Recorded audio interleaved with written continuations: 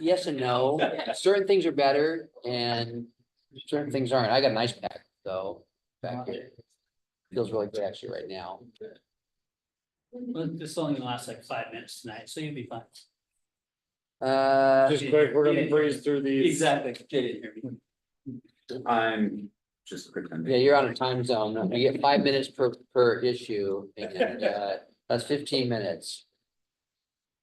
And Melissa gets 30 minutes for your discussion. Remember those micro machines controls back in the 90s? Yeah. Talk about.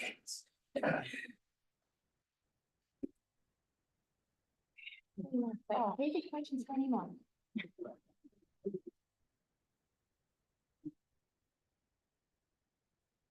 You can lay down or something that's better. You can start Lay- battling on You you. know, laying, I had thought about not coming and just laying down and doing the face thing, but oh yeah, sitting and standing's the worst. I highly recommend. I got ice. Ice. It's a muscle relaxant. I'm on a muscle relaxer. Matter of fact, by the way, a full disclosure, guys. Took it at 3:45. We're not making any decisions tonight. I'm like that in terms of endearment. It's really, it doesn't make it. It just. That one doesn't. This one makes me tired. I took like 5 naps on Friday. I wish it was more fun. No, I herniated the disc like a decade ago, and so like my muscles get up and stuff. I was so bad on Saturday at my kid's graduation that if he would have been the first 30 minutes, I wouldn't have made it. I had to leave after he did this thing. I went out in the car and laid down and stood against a wall and. But I had to walk like a half mile though to the thing. That probably didn't help. St. Martin's. No more for me. Grandkids, I'll watch it on TV. Give me a video. Send pictures. You're graduating, do you want money? Okay, fine. Yep, I'll give you money. I'm not going to any more graduations at St. Martin's College.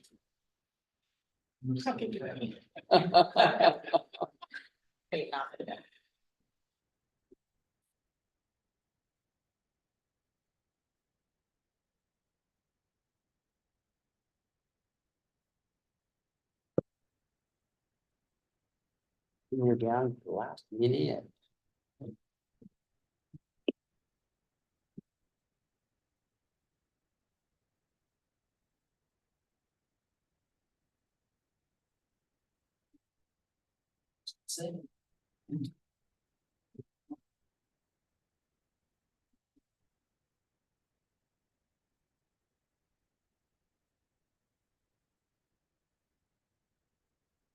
You haven't seen the on the corner of the square? I want a flash and everything.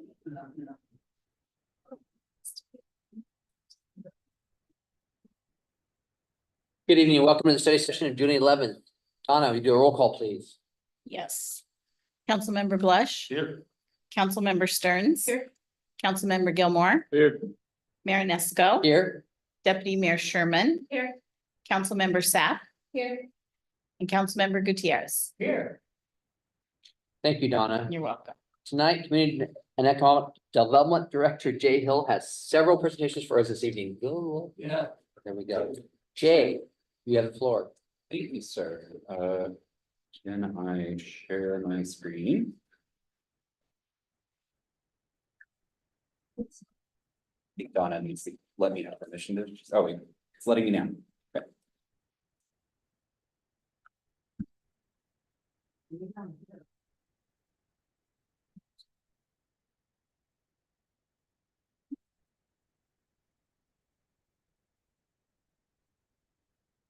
All right.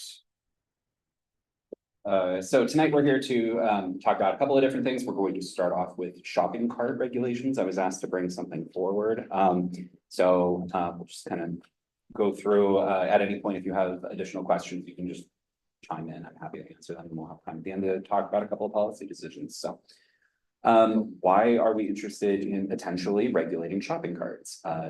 And I did some outreach to a couple of our major stores in town to find out kind of what they're experiencing. So some of this is rooted in that, and some of this comes from research that we've done from other communities that have passed regulations, such as Issaquah, a few others, borrowed heavily from Issaquah's they have like the most comprehensive regulations. I wanted to, like, it's the big bulky Cadillac, but I definitely don't want that much stuff. So we'll talk about that. But so city retailers lose in excess of over 300 carts per year. Now, that doesn't necessarily include the ones that are recovered, but some of the ones that are recovered are not necessarily in shape to be returned to service. So they end up recovering less than half of those. So that means, 150 carts or more per year are either finding their way to the landfill or disappearing off into ravines, down trails, whatever else. Once they are off the store premises, they're technically stolen property, and they're often used to transport stolen materials, either from the original retailer or subsequently. So it's a problem when, they're told by several store owners that people can load up a cart and just walk right out of the store. And so their carts are actually being used to assist in the commission of crime. They become a nuisance when they and their contents are discarded all over the city. Our code enforcement officer has personally retrieved 40 carts this year, in the last year of his employment. And each cart costs the retailer between $300 and $1,000. So if you're buying at the bulk discount, or you're buying a 15,000 order of 50 carts at once, it's $300. If you're buying one off, you're a smaller retailer, it can cost up to $1,000 for just a standard wire cart. So other cities require a variety of things to either make it actually a crime to remove the carts or to prevent the removal of the carts from the premises to start with. So there's some signage in the RCW, and we'll go over that in a minute. If you have these certain items posted on your cart and on your premises, then and only then can it become a misdemeanor to remove the carts from the premises. So that's one thing a lot of cities are doing, is just mandating you shall have this signage on your carts. In practicality, we heard from some of the cart owners, the store operators in town, that's the first thing that gets taken off as soon as the car is removed from the premises. So there's an issue with that. At least if it's on there to start with, that gives us more room to work with. Locking and disabling systems. So there's a couple of different ways this is done. One of which is the electronically activated self-braking wheels. The brand name of one of them is called PerCheck, but essentially there's like a geofence, like those invisible fences you would have for your dog, but as soon as you hit the edge of the fence, it shuts down the wheels. And there's also some stores have put kind of like an awkward like pole or flag or something like that. Some stores have narrowed their exits, which is actually a violation of ADA, but some people have tried that. Really a lot of different things to prevent the physical removal of the cart from the establishments. Issaquah actually requires a shopping cart recovery plan, which there has to be a whole plan of how you go get them back and who does it. It's really extensive work, and then there's monitoring and a whole bunch of other work that requires a lot for both the store owner and for city staff. They also sometimes require either dedicated company staff or city staff or cart services. Actually, in some of the larger cities, there's businesses that go out and retrieve the carts and basically sell them back to the store. So there's a lot of different things in all of these regulations, but they all kind of take some amount of monitoring, fees, compliance. And it'd be my preference that anything we do have, a less minimal impact on staff requirements, just because there's not a lot of us and we're already doing a lot. Putting too big of a program or putting too many burdens on the existing retailers, it's not going to do anybody any favors other than, if we're trying to drive people out of town. So, so why is this subject so difficult? I don't think any city has nailed it and stopped it entirely, but it's hard because the cart thieves are often unable to pay fines. They take the cart from the premises, and if they're indigent, if they're unwilling, unable, the fines don't get paid. It's difficult to book, jail, or detain for low-level crimes. It's very expensive to prosecute misdemeanors, keep somebody in jail, etc. So they're usually not a priority for prosecutors, especially when they're having extensive caseloads and stuff. Again, as I mentioned, the required signage is often removed from the carts. That first thing. The problem for the stores is they often don't have the required signage affixed. It's also somewhat unfair for them to be fined for being the victims of property crime, but without a fine, it's also hard to enforce that they follow through on the regulations of their parts. So all this ends up doing is resulting in increased costs of compliance, which ostensibly gets passed on to the consumers. And then the RCW actually makes it difficult. It defines the crime. It says it is a crime to remove the cards if, and we'll go on to that in just a second, but it does not require that the signage be affixed. So, like I said, cart theft is a misdemeanor crime if, and only if, it does all four of these things. The sign has to be affixed to it that identifies the card retailer, has to notify the public of the procedure to be authorized for the authorized removal of card from the premises, which can just say, no, you cannot remove this from the premises. It has to notify them that removal is a crime, and then has to provide information for returning the cards. That's actually been one of the biggest problems for our staff, is reaching someone at one of these establishments to know who to even return it to or how to get that done. So that information needs to be posted to the cart and on the premises of any store that has shopping carts. As I mentioned, they did some outreach to the other stores, the major stores in the area, trying to figure out what they're working on. Safeway is on the list for one of these locking systems in Q4 of 24. But that's many months away. Fred Meyer has no locking wheel system. They said they lose 75 to 100 carts per year.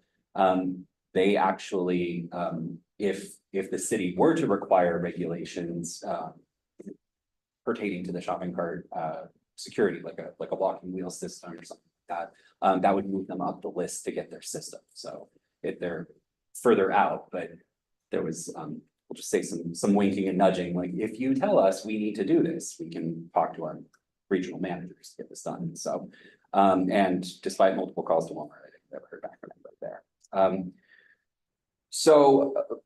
You know, I wanted to bring forward not just a problem, but some potential solutions. And possibly what we could do here is amend our nuisance code to include a new Title 8, Chapter 71, which would require that information from the RCW be made affixed to the carts and posted on the premises of the property. And it's kind of regurgitating what I just previously read. We could also require locking systems.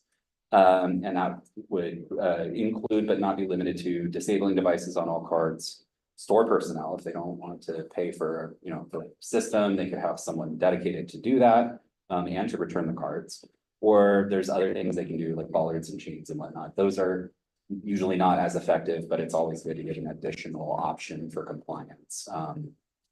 And then finally, the last thing that we want to do is once we have the required signage as a requirement for the carts, now it makes it much easier for us to create associated criminal penalty for the theft.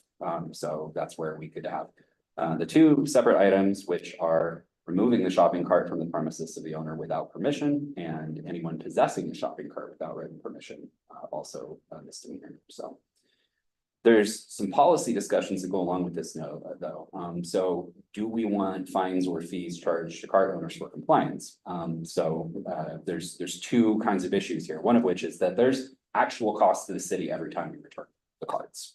Will or our code enforcement officer, our park staff, our public works staff are collecting these. We have to hold them somewhere. We either have to take them back ourselves or wait for them to come pick them up. There's administrative and holding time.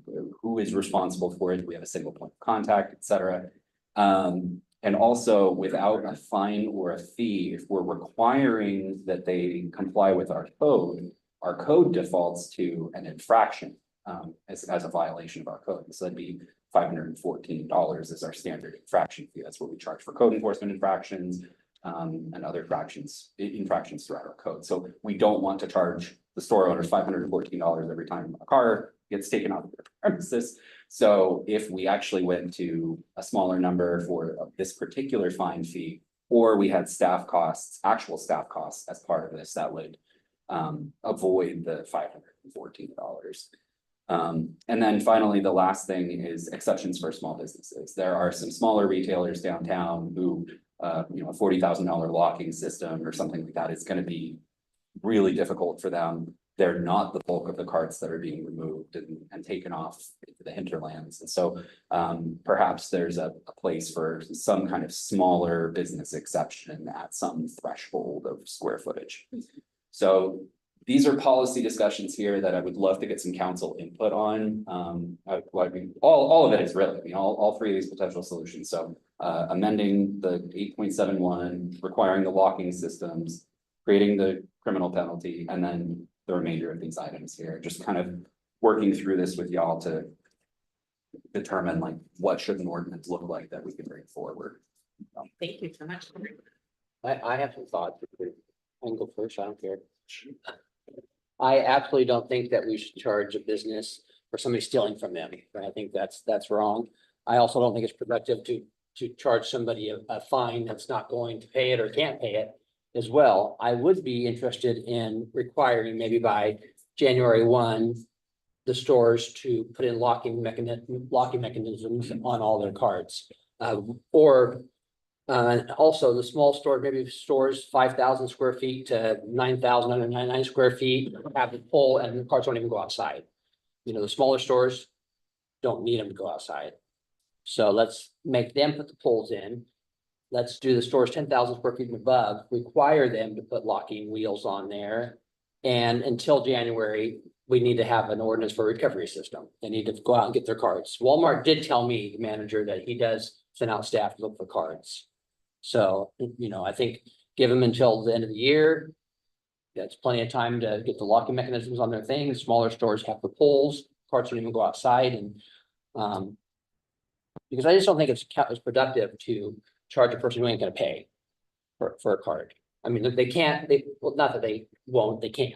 We know they can't. I mean, they can't, and they're not gonna get charged because there's gonna be people down there that are gonna have mental illness problems, which we know that you can do other things and not get charged because of that reason.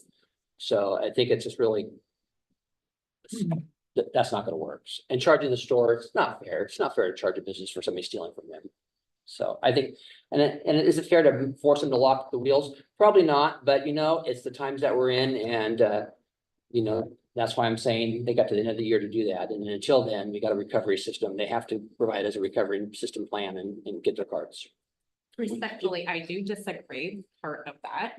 I feel like the businesses need to be responsible for their things and they need to do due diligence for their communities and their surrounding areas around them. So when a neighborhood grocery store or store doesn't try to protect their assets, the people around them pay for that. And so for them to say, oh, no big deal, nothing happens to us if we just ignore the fact, that's not really fair to the community around them. Yeah, I'm not, go ahead. Give them a few options, like, so your option where, if you don't, so we set it up like this. Either you get locking wheels, you hire a retrieval company, or you pay the fines. You know what I mean? And we give them options, so however you wanna deal with it, you know what I mean? That Give gives them you, some options. yeah, right? that's up to you, however you wanna deal, but these are the three things that we're gonna say. I mean, just for the dollar store, great, you can put poles on those things, because what are you carrying out of there that's that heavy, you know? But, you know, to Walmart and that, you might be carrying furniture and that, so you're gonna want that, but. You know, as far, and in Walmart, I think does, right here in our community, most of us go there at least once a day, and I think it'd be a good idea, because I see carts all over the place, in my alley full of.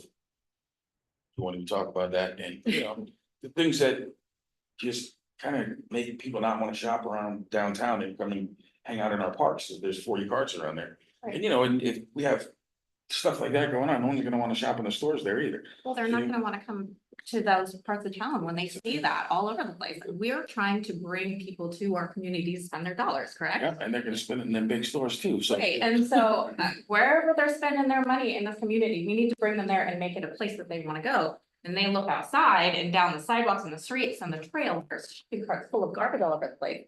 They're gonna go, you know what, maybe I'll go to a different small town. And I really think that some of the bigger stores need to be responsible for their own things. I have to be responsible for what happens in my yard. I mean, well, I mean, if I come into your store and steal something, should we give you a ticket because you left the door unlocked? I mean, you don't want to be punished for a thief, and we shouldn't punish people for somebody stealing from them. I think that it's totally wrong. I would like to punish the person who's stealing, but obviously that's just not gonna work either. So, I mean, we require them to lock their carts up or put their wheels on there, then the problem is solved. And we require the smaller stores that can't afford it to put the poles on there, that problem is solved. There's no carts going outside from the smaller stores and the big, and I tested that locking mechanism, by the way, at Target. I tried to push it across over there by the Thai Garden and those wheels locked up. So, But I think that it's a slippery slope. We start punishing businesses for people stealing. I mean, what's next? I mean, seriously, they don't pay for your meal that you serve them. And the cop comes and he says, well, George, you gave it to him. It's your fault. Your fault. But so if we make it a rule that they have to have a locking system or something similar, then we're going to fine them if they don't, right? Well, that's what George did. Well, Yeah. well, yeah, but we have to enforce the rules. Well, anyway, I right? think So we should make the locking system period and just eliminate the problem completely. But what if they don't? if they. Well, they have don't- to. I mean, it's gonna be an ordinance. That's what I'm saying. It's- Or we should take away the business license. I mean, we're gonna do it. If they don't, then it defaults to an infraction. No, I think that we should write it to where if they don't put the locking wheels on the cart, then they don't have a business license. That is gonna be the requirement to have that business, is to have that locking cart.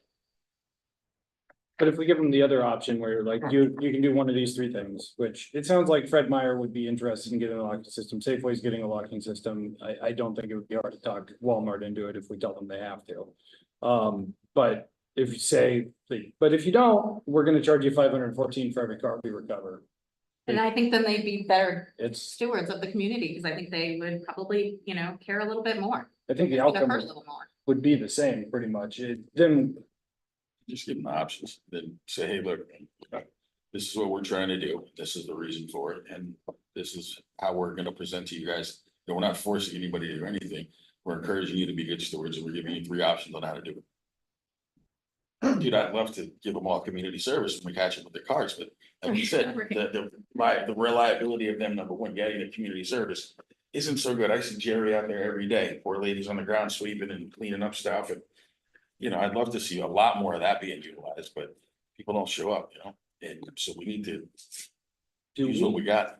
do we know how much we're paying to recover carts every year? It sounds like we pulled out 40 last year, like I know that it's. It's been much more than 40, because that's tracked in That, code that enforcement. was just code enforcement. Okay. Parks and Public Works is. I personally returned over 100 last year. Okay, And we haven't quantified that, that's the one piece of data that, in totality, right? throughout the city. True, and that's the number of carts that have been returned. That doesn't necessarily mean that wasn't some of the same carts over and over Right. or something. And if you returned 100, I mean, maybe a bunch of those were Some of for the service and then people, moved off again. I mean, so the actual number of carts being removed might be far exceeding that. And frankly, if the carts aren't identifiable, we're not spending staff time to go around. Right. They they may go in the recycle bin, they may get stashed a while until somebody wants to claim them, but again, we don't have storage space either. But it is just short of 300 carts per year that cumulatively the retailers are losing, that are Yeah.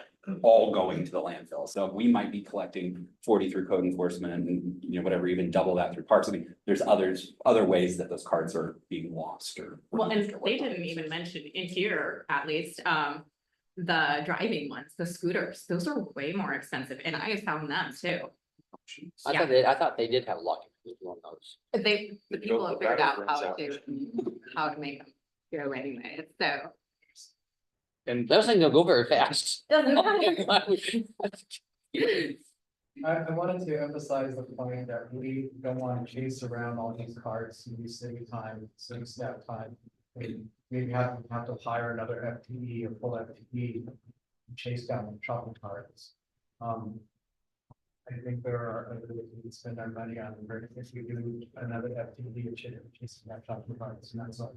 But there's also, I know some companies in town who are willing to take this on, and so they would get paid from the store instead of perhaps, so it's a cart return fee, basically, you want your cart back, I have it, you pay us, and so basically, they have offered to do it, I know a few people who are like, who are willing. What's to say someone doesn't use hostage and then return them for a fee? I mean, people have been known to do that. I suppose that's a risk. Well, yeah, when I was a kid, used to get about a quarter. Someone's proud about doing that. Someone Right. everyone proud about like all these things. But maybe the stores would Like the be a airport. little more diligent about watching their carts and having people in the lots and making sure their carts don't get stolen. If they don't wanna pay to get them back. I'm just saying, that we're setting up a system where you look card and return for about $100. Maybe it's not It's like, 500 bucks, it's like but extortion. I don't know. maybe it's less fee. I mean, people will steal the carts to bring them back and get money. I mean, that's. Doesn't take them Someone long. was bragging the last couple of years, I have 12 of them. Yeah, if you offered, if you want them to get paid to bring carts back, they're gonna steal them and bring them back. That's, it's kind of like, you steal in graveyard at Walmart So, and come back in the daytime and return the stuff. yeah, I'm not saying that just anybody could return the cards. It would have to be from a particular company that they have, This is a service that we offer. right, just, and we will do this for Not you, a and there would be a random person. contract, I'm sure, and, Yeah, so. 'cause they'd be operating in the city of Shelton anyway, so they need the business. Right. license. So, but my point is for Miguel here is that it doesn't, city doesn't have to get involved in that part. There's other options there. We don't have to worry about hiring. another person. Well, we have to stop the person pushing the shopping cart down the street. I mean, a private company can't stop the person pushing the cart down the street. We can't even take their stuff out of the cart because it's their belongings. We can't take a pizza box at a Brewer Park and sit next to it and you say that's your pizza box, empty pizza box, by the way. So I'm not sure that would work because the carts are being used, most carts are being used. We know, we see them.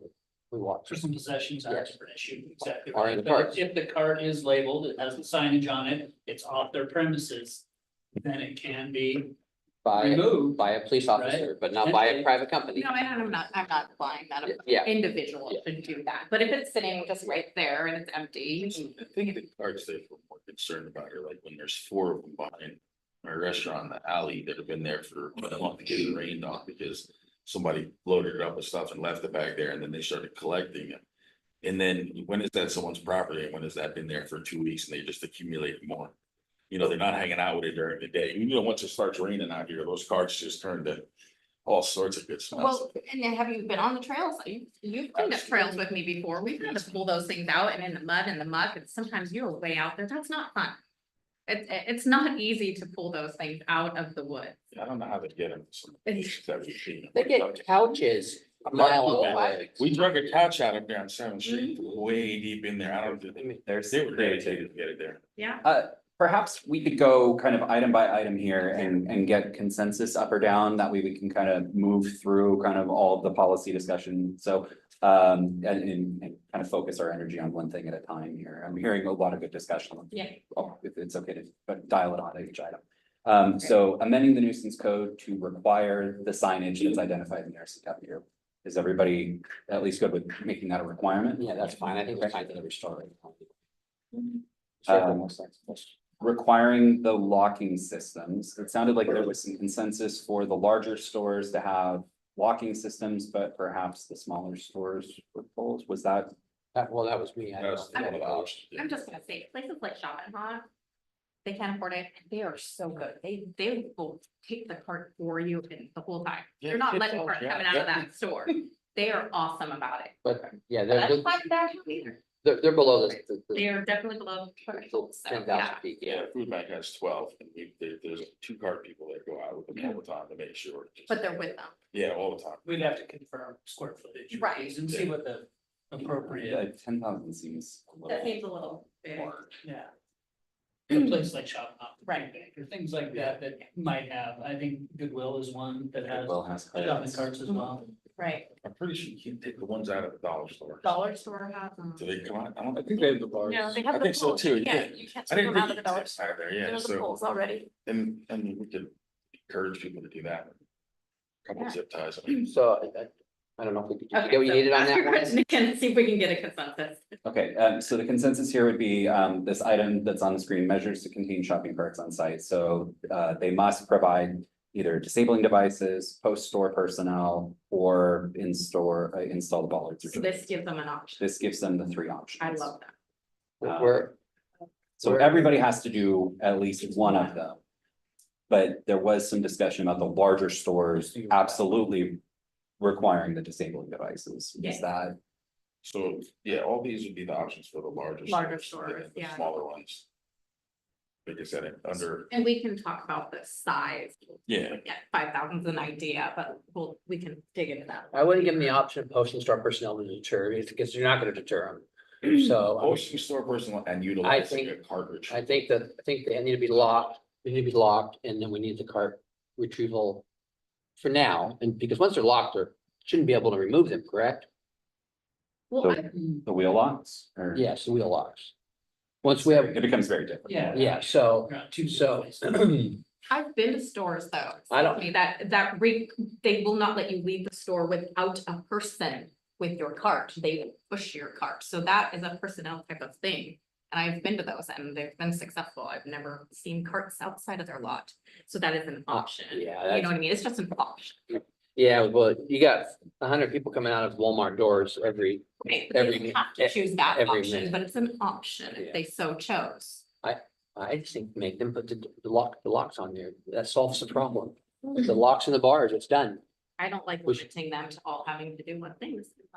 Different.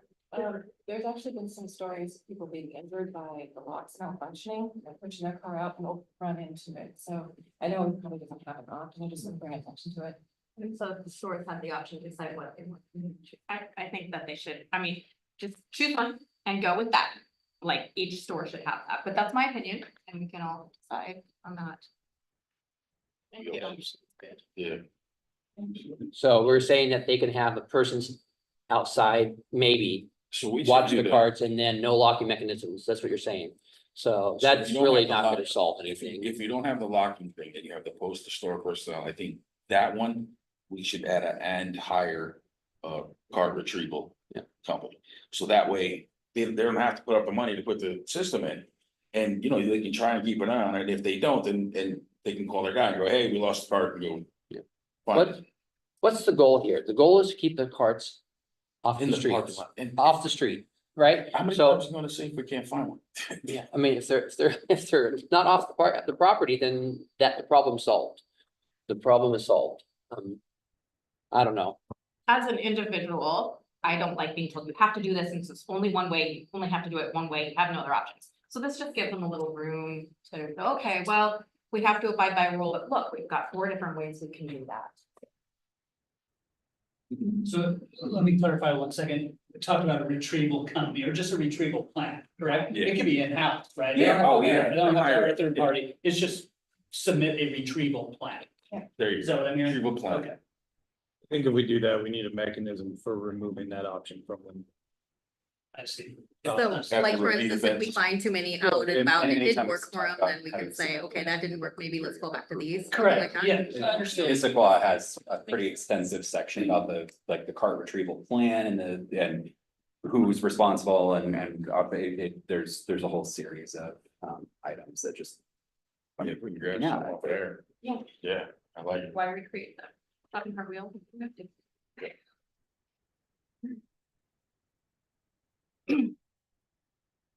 And we don't have to have consensus here tonight, Right. but we would like to have majority, so we have. A little So bit. we have some direction, we can refine this, bring it back, so there's some more certainty, right? And there's a path forward for us. No, like what we're talking. Yeah, And just the retrieval plan, like we can use Issaquah as it's just one more application. Is there a fee? Is there, you know, who reviews and approves? Is that a community development issue? Is that a police issue? So on and so on. So see what some of the other communities have done. And we'll look at that for this. This one, it sounded like there was, Did we get consensus? um, Of, We don't need consensus, or an idea what majority. that we're not gonna require locking carts. We're gonna give them 4 options. Which Safeway doesn't have a security guard anymore, but they can't afford it, so we're gonna give them the option to hire somebody to watch the carts. I don't see that working, but Look at the area and say, I don't think we should have government intervention and tell the government, this is what to do. That's my one vote out of 7. Everyone did the right thing, but we wanted. well, yeah, but it's really not their fault. I mean, it's really not a business's fault that somebody steals from them. It's like, it's not your fault if I come in there and steal from you, or I don't pay for my meal at George's, like I said. People steal from me all the time. It's, you know, it's, you know, I should be punished for it. But then the community around us. It's- Not just one person. The challenge with that is that no store is required to have carts. It's an option to have carts that get Right, installed. that's true. So, I They mean, we just pull the can, carts. Well, they can do that too. Yeah. That's, I think the staff time and energy should be rooted and go towards the root causes of homelessness, not little band-aid solutions like this. I think we should have hired a homeless coordinator like we had 2 years ago. I think we could be doing a lot more on the homelessness end and not be putting band-aids on with a triage operation. Well, definitely as a business owner, I'm taking the cheapest option, and it's not gonna work. Because I'm not gonna stand outside and watch cars if it was my store. Okay, so if it doesn't work, then Yeah, fines it's- come they into have play. options, right? So they might They have do the a- option, if then it's, it's- if they can't do it that way, then they get a fine. I mean, it's not really We the won't give cheapest them a option. choice. If you, Well, well, if you operate Yeah. 40 hours a week, for example, you have to pay somebody minimum wage, which is $15.50 plus the overhead on that. It's more like $20 an hour, and that's over 40K a year. If Safeway is Right. only gonna cost $40,000 one time for their locking Right. system, that's the least expensive option. and I'm hoping they do that, Right. but I think that they're gonna say, I'm just gonna have somebody watch the carts, and they're not gonna do that. That's what's gonna happen, and the carts are gonna be down. Valid. down. You also have to have the card retrieval plan that we're talking about. In order to be able to go with that option. So it's not that that's just a one-way thing. And then if you fail to comply with your card retrieval program, then we can readdress you and say, okay, that didn't work for you, so now we're gonna need you to go with one of the other options. So we give them the benefit of the doubt in the beginning, and then if they prove us wrong, then we do what we're gonna do. Instead of a retrieval plan and a program and some of the words I've heard, what if we just say they have to have retrieval staff? Like that's their requirement, or we put the onus of the retrieval on them, just without having a plan that has to be reviewed and approved and stuff. It's creating a form. and all Will that there kind of be stuff examples from other cities, maybe? Of what the plans look like, the requirements are. I can bring that. Yeah, I forward. think that would be helpful. I think what Jay's saying is there's labor involved with this. If they submit a plan, we review it, we approve it, and then we have to come back to that and affirm that that plan is being met over whatever. What does the monitoring? Whatever look like? duration, exactly right. So We have annual um, compliance. yeah, we're concerned, we're concerned with staff time. Want to focus our energy where it's appropriate. So if we can find a path, an avenue that achieves the goal and has the most minimal impact on staffing. No, I was just saying, but if code enforcement's going out for cart calls and giving 40 of them over the last year anyway, then we're having this issue anyhow. And if you have parks departments picking up carts and all the rest of them getting rid of them. So this is becoming an issue no matter how we figure. So it's better to just get in front of it, get it over with, and figure out how to deal with it. Could we identify a number of cards that a store has Yeah. that requires locks? Just because I agree, both the mayor's point and Mark, your point, it's gonna cost money. If we give them this option, then we have to, if we give them the option to provide us with a plan, then there's some sort of, even if it's just to prove that they have a program, we have to look at that, we have to see it, we have to stamp it. And then when they don't follow through on it, that's more work on the city's end to say, hey, it doesn't look like you're following through, which is another moment of us monitoring how many cards we've found, like, hey, Safeway, you said you were gonna watch this, but we found 100 of them this year. Is that the threshold? Is it 50? Where are we at with that? It's a lot of questions that we have to ask ourselves about where we mark this off. Because it has to be the same for everybody. And then we have to do it, go back, enforce it, and deal maybe with lawyers now. Because they're gonna have their feelings about how they move forward, because they did make their decision, which we did allow them to do, and did they actually violate at that level? But, you know, Walmart has 100 carts, 200 carts, however many they have, Safeway and. Probably 1,000. Yeah, however many of those Probably. folks have, like, I get it, there's small stores, there's people with Yeah. 10, 15 carts, and there's a different level of enforcement for those people than big box stores, and having that in place, you know, if we ever aspirationally do get a Costco or a Home Depot, letting them know immediately, like, bring those in with locks. Even with recovery plans, so Walmart, Safeway, or Fred Meyer's driving around looking for carts, and then there's somebody pushing a cart down the street, what do? 911, I need your help, so there's your cost. And that ties that up for that officer up because of shopping cart. Just lock. Gonna have their staff call 911 for a car, I just. Well, I mean, we're I at, mean, yeah, of course, it's a possibility, I just don't. well, it's a recovery, you're saying that you want them to recover their carts, so they're driving downtown and somebody's pushing their cart. How do they get that cart back from that person? That's, Yeah, I see what you're saying, I like do. a Walmart employee cannot go touch that person and take the card. Right. Cause the crime is a civic crime, Yeah. so, yeah, that's the. so Walmart really can't recover a cart or Fred Meyer or Safeway or Shop and Hop from somebody that will not willing to give it back to them. they'll, This would only really, I guess, apply to like the abandoned ones that you Abandoned, find. right, it, like, right. But, right. but And there's- actively being used ones, you're correct. and there's a lot of actively used carts in the city. I see them pushing up hills and down hills and riding them and everything else, so. And also something- Atlantic State way cards. And also something to consider too is I mean, if we're talking about this, like, there's already so many carts out there that we wouldn't necessarily. Maybe we'd want like some kind of a grace period or something for the carts that are already. Like I say, in circulation to be returned or lost or dismissed or thrown away or whatever. Because we wouldn't want to have a fine immediately and then all these carts start getting returned to them or getting fined for. These carts that are outstanding, that have been outstanding for months or years or. Yeah, I don't whatever think, already, it'll right? take us a long time When we to go get all back- those carts all. When we go back to that, they have to be marked with this information though. Once they do that, we know that's a new cart. Right. So the ones that don't have that, you're like, okay, that's old news, that's unfortunate. That would make sense, if those are the starting point.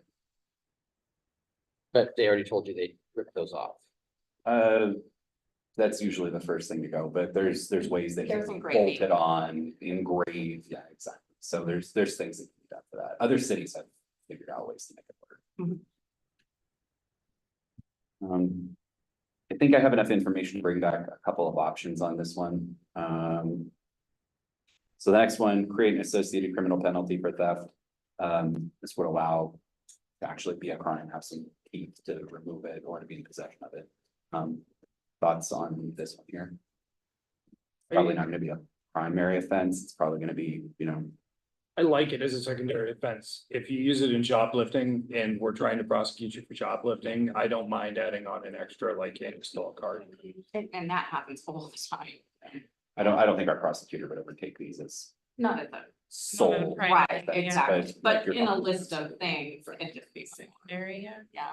I know that there's a lot of things that we don't, and we're not able to prosecute. I think you're, It's a lot. but if we can, then it is maybe an added deterrent. And I know that there's a lot of the people with cards aren't people we're going to be able to meaningfully prosecute or fine, and I get that. Or give a prosecuting attorney, because we're gonna have to get those pretty soon, or enough. Defense attorney. I mean, that's what I meant. What happened to the prosecuting defense attorney? Actually, I think they were full for a week. We have a concern on both sides. Yeah. Prosecuting and Yeah. defense, So yeah, basically, certainly. it's one more check mark, okay, one more thing you do, and I think that. The more we can add, the closer we are to Do we have, I think this one we all seem to have some kind of agreement. Good, okay. So go back to any fines, fees, so if they haven't complied. Violations in our code just default to an infraction unless otherwise specified, so if we added a segment just stating staff costs for recovery, so our. Somebody's loaded rate at, $80 an hour times 30 minutes. To recover a single card, what is that? Kind of an appropriate fee or fine. Are we in that theory, are we returning them or taking them to the dump? That's, Probably either. well, and that's, I kind of going to the fourth bullet down here, are we storing the collected cards, are we returning them, do we store them until a recovery company takes them back, or the store company gets them? I mean, we don't have a place necessarily for them right now, but, I mean, frankly, I would rather us find them and them come pick them up than us haul them back. Because then we're the card recovery company. I don't really want our staff to be obligated to that as well, but I mean, it's what we're doing right now. In a lot of cases, we're just throwing them away. I mean, they're in such bad shape. We're not gonna hose them down and clean them and make them all pretty and stuff. And by the time we get some of them, stores don't want them back anyway. But then we're paying a dump fee for that. Are paying fees for that, right? But it's frankly, it's less time than managing, storing them, managing when somebody's gonna pick them up. Whatever receiving process, inventory Right. process that would be involved. So, yeah, there's some procedures. Yeah, there's a cost. Yeah. Exactly in administering that as well. Somebody Why don't we having to. just keep them on the damn lot and not worry about it? Keep them all on the lot, log them up, put the poles on, none of them leave the property, we're done. we don't see any more on the street. The ones that are on the street now, we'll, little by little, we'll get rid of. I mean. And if we want to charge them for those, if they don't want to come get them, then fine, but keep them on the property, then there's no problem. Lock them up, put wheels on them, put poles on them for the smaller stores, or even poles for the big stores. The big stores want to do poles instead of locking wheels. That's fine too. I mean. you know, If I might add, though, the problem with the larger stores is they usually have large parking lots and the poles are designed to keep it from going out of the store. So you Yes. have people hit the door at Walmart and have to like shuttle stuff back to their car or whatnot. The locking wheels makes just. I mean, I agree. I just meant that, I mean, it's an option if they wanted, if they don't, I mean, just keep all the carts on property, on Safeway's property and Walmart's property and Fred Meyer property, then there's no carts out on the streets, period, at all. So then there's no work for the city, no work for private industry, no work for anybody to go out and look for these carts. Keep the carts on the property, make them put locking wheels or poles. And, and give them time. Let's give them time. Let's get them to the end of the year. And let's have them do the recovery plan from now until, December 31st. And then January 1, they need locking carts or pull the business license. I mean, they're gonna do it. We've already found out Safeway's already got it budgeted. Fred Meyer said if we force them to do it, they will move to the top of that list, and Walmart's gonna be a push, but they're gonna do it. I mean, it's a and not lose their business license. I mean, keep the carts on the We property, don't want that to lose business license. That is a risk. or I mean, that isn't have to be the penalty, but something. Could be a $10,000 fine if they don't, or $20,000 fine. I don't know, but let's get everybody to do the shopping, locking carts or the poles, and then the problem is completely solved. There is no carts on the streets. Period. What do we do if they don't? We just find them. Well- Find the cart. No, we make them do it. If they don't do it, then they're not allowed to operate in Shelton. I mean. It's gonna be a part of your business license. If you own a grocery store with shopping carts, you need to have a locking mechanism or a pole to keep the carts inside the store, or locking mechanism on the wheel so they can't leave the property, period. That is the way you have a grocery store with shopping carts and shelter. I think that personally, the incentive is the fine per car that leaves. It's not necessarily the business license, right? That hurts the city just as much as it hurts the business, if not Yeah. more. So actually, the cars that do leave cite a fine or a penalty for each one of those is gonna be more incentive You gotta be for careful. those systems that keep on site. But I mean, That store closes and somebody's prescription is in that store and that store is locked because it's shopping. Well, That's an issue. well, eventually, you're gonna get a place like Walmart that's not gonna pay $500 fines times 100. Because, and then you're gonna be in that boat down the road anyway, but We have collections. at Yeah, that point. you're gonna be in that boat.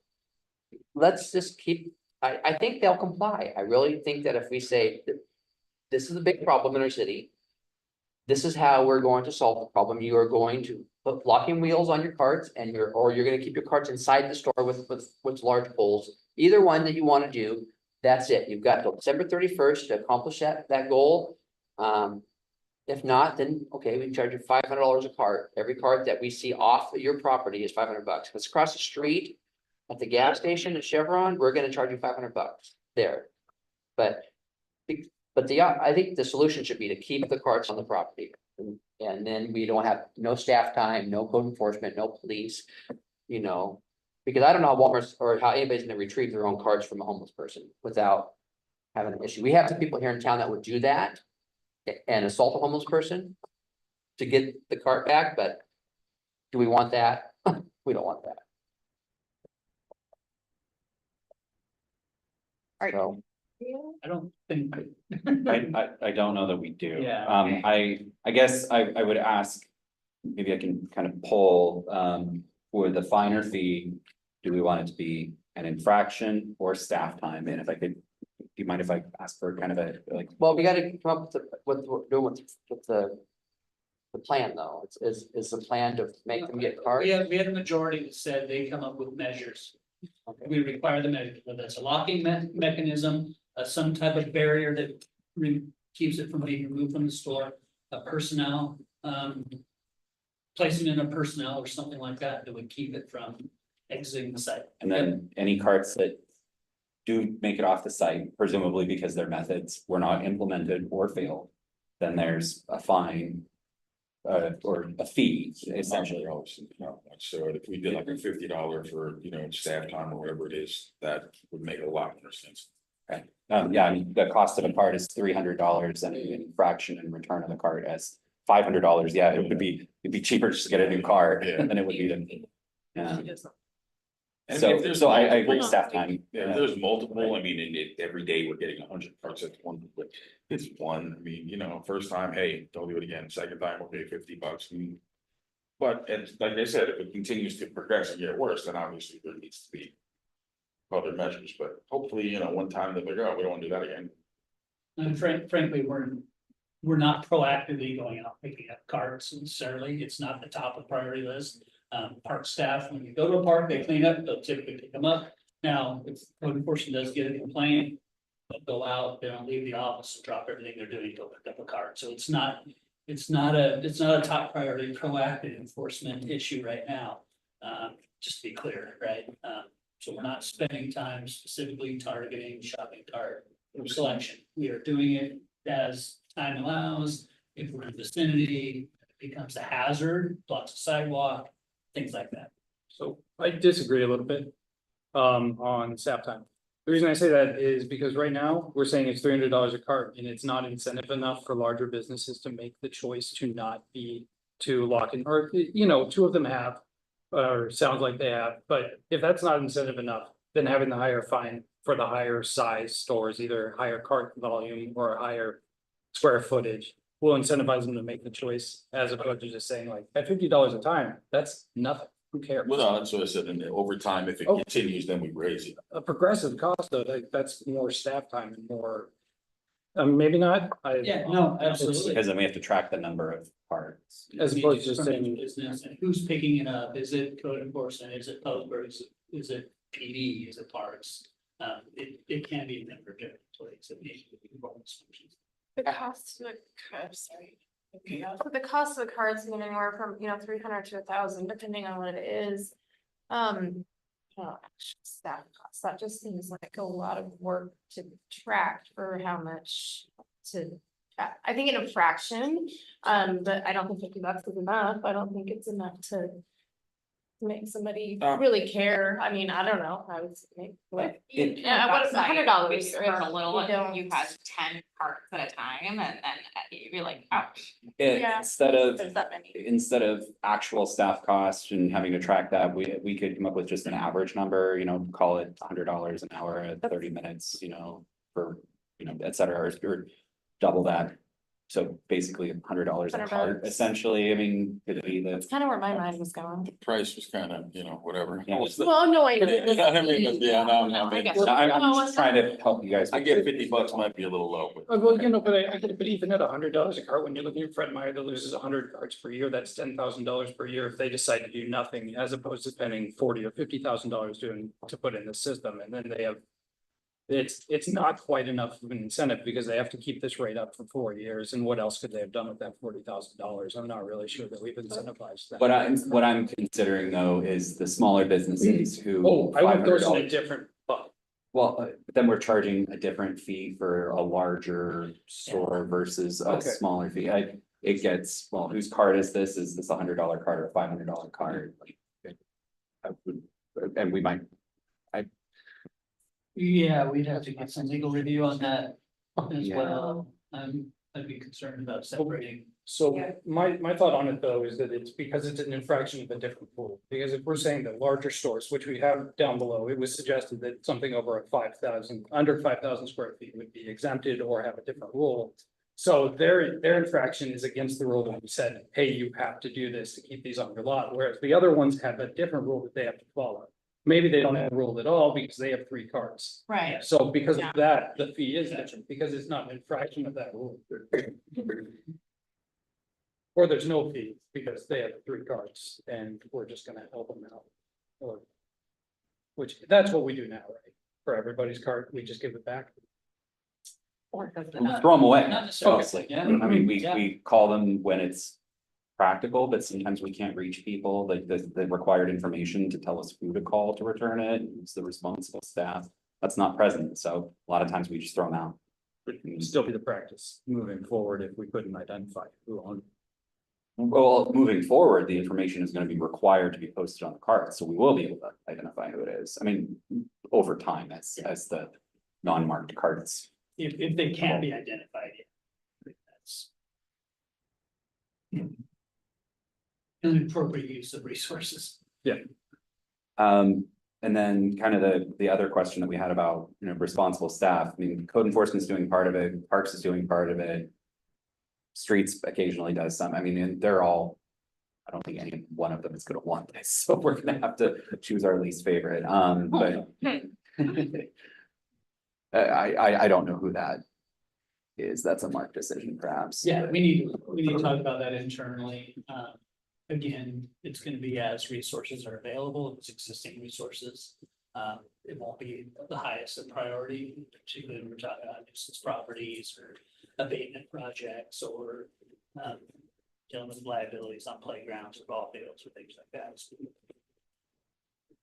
We'll look into that as setting this up. And then the last part, the exceptions for small businesses, there's. 5,000 square feet is about the size of some of the smaller stores in the downtown. You get to about 20,000 for like the Safeway, and then you get much larger, How big is like Shop and Hop? Or probably maybe about 4,000. About 4,000. 3 to 4,000 square feet. I say shopping, I say polls, but So the exception for the small business, it could be the walking that, one of those three options for. I guess, I'm kind of talking in circles here, If we were giving them the options, then maybe there is no exception for the small businesses, like, because they can do polls or something like that, or. Sometimes they'll just walk you up to your car with your Right. stuff for you. So maybe no exception for the smaller businesses then. I think it'll be easier for them. Okay. You know, how it first. Doesn't work out that way. And so this also can give them the opportunity. Let's say a place like Shop and Hop, they are doing their due diligence, they're pushing the cart out and a person takes off, they can call the police right then. Does that take it away from them? They tried, right? Yeah. Right? And then do they say, okay, well, this person just stole from us, they are now the victim. What happens then? Do we still find them because they walked away with it? That's why I think we should have a small store exception, because if they can't afford to put in a bigger system, that makes sense, but if that happens at a Walmart that decided like, we're just gonna have. Bars, or we're gonna have somebody walk out, like, that's the system. That's my thought. I like the exception, I really think big stores should have locking systems. I understand not wanting to make businesses make that choice, but Walmart isn't a person who has to make a hard choice. It's a major organization that can. If they want to take the risk and pay $514 per cart that goes off their lot and see how that goes, more power to them. But that's I've talked. And we can also always start with an exception for the small businesses. And then if we find that it's still becoming a problem. With those, and we can always revise that. We certainly would want to provide some outreach. Yeah. Get some feedback, prior to council considering this in a regular meeting, so. They're aware, but also maybe there's solutions that they have. Maybe have ideas. Yeah. Have experienced. Yeah, a lot of those bigger stores will have, sister stores, other places that have stuff that works, so maybe they can come back to stuff that we don't. I think I have enough to work with. Are there any other kinds of topics, things that come to mind? We would want to consider. parts. Got about an hour left to hit my next two I, topics. we gave you 5 minutes per subject and we've been for an hour. So, hey, government at work, good discussion, an hour in shopping carts. Me, on screen, that concludes that. We'll go on to the next item.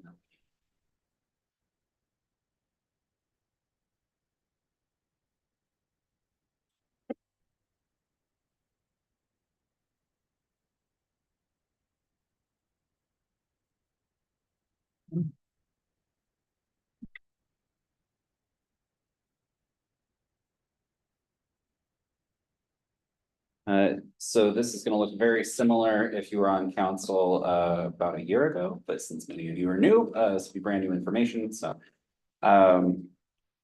Talk about different potential housing solutions and options that the community has already undertaken and what's looking at currently and can explore in the future. So we'll share just a couple of terms for kind of level setting here. So when we talk about AMI, that's the area median income. That's the area-wide median family income calculated by HUD. And so that's a number that the feds give us. That's what they use to base affordability, vouchers, all kinds of stuff on is the AMI. Cost burden is defined by HUD as households spending over 30% of their income on housing costs. And this includes utilities, insurance, property tax, HOA dues, anything that's required for you to stay in your home. Severely cost burden is 50% or more of that. And so there's also income categories. When we're talking about the most severely disadvantaged or extremely low income households, that's less than 30% of that median income. So as we're talking about people who are extremely low income, making 30% of the area median income and then being severely house burdened, they're spending 50% of that 30% on housing, and it's it doesn't leave them much for anything else. So now looking at what does that mean for Shelton, 29% of our households in Shelton are severely cost burdened. So that's a huge proportion of our homes. And it's greater than both the county and the state at large. 19.6% of Shelton's households are below the poverty line, which again is nearly double the county and state averages. So, the last point in time count that I had in here was 477 individuals. There are 3,216 manufactured homes in Mason County that are in need of replacement. So that's trailers, modulars, oddly converted RVs, et cetera, that already need to be replaced because they've exceeded their lifetime. This housing needs analysis was done 2 years ago by FCS Group, and this is being revised as part of our comprehensive plan process, and we expect these numbers to increase pretty dramatically, just based on the economic conditions that have changed. The FCS study that was previously done was based on data that was 2 and 3 years old, and then now our current stuff is 2 and 3 years newer than that, but still 2 to 3 years old. So it's not even painting a complete and accurate picture, but it's working with the best data that we have. So expect that when you see the comp plan coming forward, and those of you who are working on our comp plan steering committee, the number of homes that the city of Shelton is going to be expected to accommodate is about double what's listed here. It's probably more like 2,300 homes total. So things that we've already done, and this was done largely before I arrived, was lowering our lot sizes. We went from the 6,000 square foot minimum to 4,500 square foot minimum, which is great. You get more density. It's actually better for infrastructure construction, improves rate of return for developers. Less lowers- grass to mow. Yes, Sorry. lowers the cost of the property as well. So there's a lot of benefits to that. We allow accessory dwelling units by right on properties. And some of these things are now becoming required by the state, and Shelton actually got ahead of that, which is fantastic. We've been working on PUD regulation changes, which we need to just finalize and bring to you guys.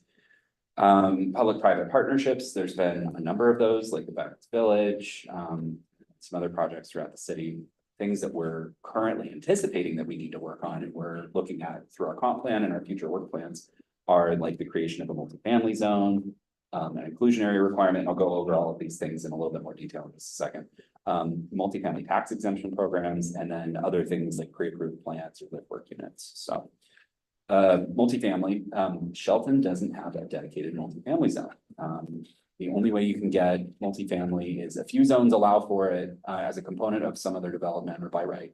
But in the neighborhood residential, which is our largest single zone in the city, you have to get a conditional use permit, which means noticing the neighbors, which means a hearing, which means uncertainty for developers. And it makes it really hard to want to engage a project, because the thing that's most important for housing developers across the income spectrum is certainty. They want to know that they can get a project approved and they don't want to get held up for years and appeals and things like that. So we've had difficulty attracting traditional apartment buildings in this community. We had our first application for 42 homes, that was 42 apartment homes that was just submitted in March. And that's the first large apartment complex in over 20 years.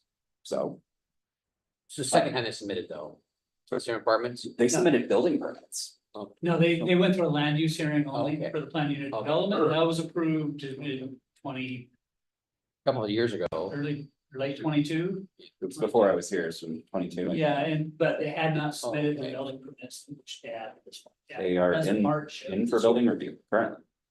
So it's fantastic. Our need is about 10 times what they've submitted for, but we've got to start somewhere. As part of our comprehensive plan, we're going to be identifying areas that are already have our multifamilies uses, you know, like our apartment complex is kind of like up on 13th and a few places in downtown and so on and so on. We're gonna start identifying those areas and look, you know, are there areas that that could grow out to? Are there other areas where it would benefit for new development to have multifamily zoning? Is the reason that we're not attracting multifamily is because our height limit has not been raised yet? Doesn't pencil for them to build 2 stories? Is it because It of could- water? Because we definitely know that one builder, maybe this one, wanted 3 stories at one time and it was out of our That was code. no, that was a compatibility issue. Okay.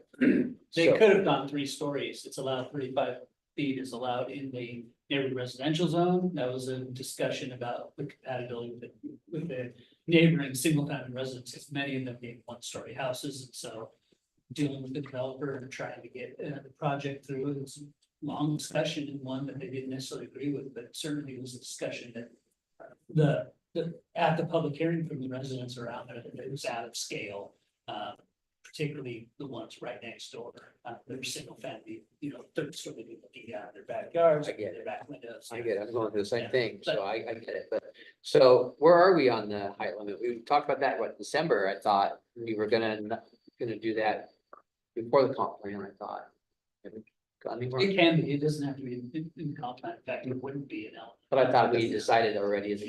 Yeah. Yeah, we've received direction to work on it. It's on the list of Okay, the long. Still working on list of it. things I am currently working. I always forget to ask, I think about it once in a while, and then I think about asking. It's on one of the burners. I will tell you, if I had anybody, literally a single developer come in and say, I need the height limit raised for a development, we would move that to the front of the list, but no one's knocking on that door right now. So you don't think that the height limit has anything to do with Not attracting currently, no. apartments? I mean, even the one hotel proposal that we had that came in, it was a 3-story hotel and it stayed under that limit. So we're, while raising the height limit will encourage other types of development, like in our town and whatnot, throughout most of the city, that the height isn't the pressure. The predominant market right now is single family homes, and those are just being built at 2 stories. There's no land use pattern that supports townhomes, which might be 3 stories, and again, there's no place for people to build apartment complexes that would be higher than 35 feet. So. So anyway, the comp plan is gonna identify places for multifamily zoning and some kind of suggested ideas.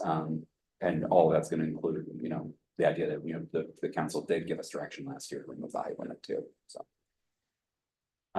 Multifamily tax exemption, this is another one that if literally anyone came to us right now, talking to the people out in the void, if anybody wanted to come in to take advantage of this, I mean, we would rush this through, but there's tax implications for it. So essentially, you get a waiver of your tax liability for either 8 or 12 years, and there's some requirements under state law for that. So the 8-year program has no affordability requirements. You could just do an 8-year tax exemption project right now, like if you wanted to encourage development. Most places have put some kind of affordability requirement or something on it. They're using it to get the kind of development that they want to see, but it wasn't written that way. It was written to encourage growth in places.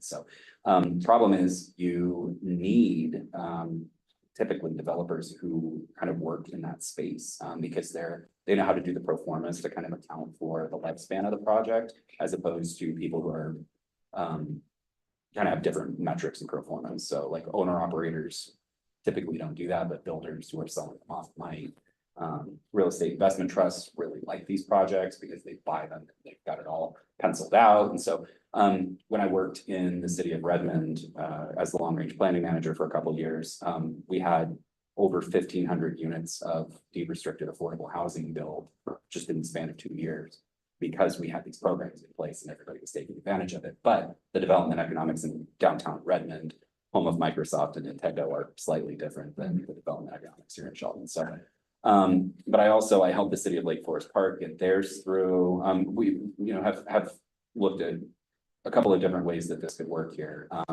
Until we see a little bit more development pressure for higher rise multifamily, we're just not going to see EMF be successful, but it's always something that we can work on and get implemented and have as a tool that's available. Jay, the exemption is for the improvements essentially on the property, correct? From the time of construction, so. Correct. Yeah, so the building itself gets the tax exemption for either 8 years or 12 years.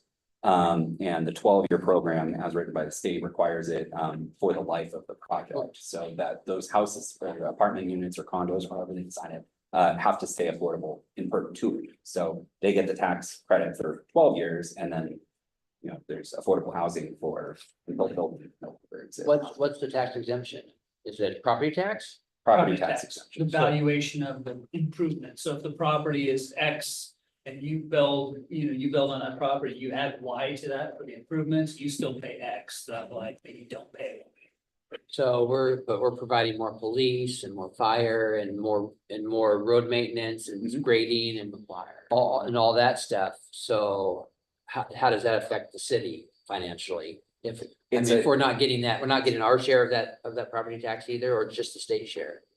Local. And so it's a policy decision. We know that the cost of our services is going to go up, but also we're getting deed restricted affordable housing that provides workforce housing, is an economic generator, because honestly, the people that we need to run our grocery stores and restaurants and things like that need at this point. the deed Oh, restricted I'm affordable absolutely all for it, but I So don't want to we're- make the city. The remainder, it is a Where you strategic place investment. it, and it's strategic where you place it too, you place it in your downtown core. Where you need that density and you've got less impact on those city resources, right, by building it, you don't do it up at an undeveloped 40-acre site. That's gonna require public infrastructure. Yeah, no, I'm all for however you can get them here, but all housing. Vacant lots and burned out buildings, like, those are the things we can target. Yeah, you basically draw an MFT area on the map, yeah, and so it incorporates these vacant properties, these properties are prime for redevelopment. Where you want to target those investments. Could we start a community land trust or get someone involved in the private sector so that we can lock down the MFTs and use community land trust as part of the tax incentive and, the property on top of the land and the land itself? You know what I'm talking about? Community land trusts are a great tool. They have to be seeded though. Like they've got to have the money to be able to acquire the land. I mean, the city, could, in theory, donate or sell at reduced price some of our land to seed the trust or something like that. But it's got to have a funding source. We've got but they're- 128 acres for that right now. Water utility. But it's Sorry, still, not- Yeah, well, it's still gonna build a, And if we're gonna make it a permanent MFTB. Oh, then we sorry. need community land To sell trust. it. yeah, I misunderstood. I mean, selling it, the funds don't seed Yeah. because they have to go back into the utility. Yep. If you're looking at a development potential up there off Rockdale, yeah, absolutely. Yeah, we could do something, and we'll talk about public-private partnerships here in a minute, but if we were to take that same 128 acres and.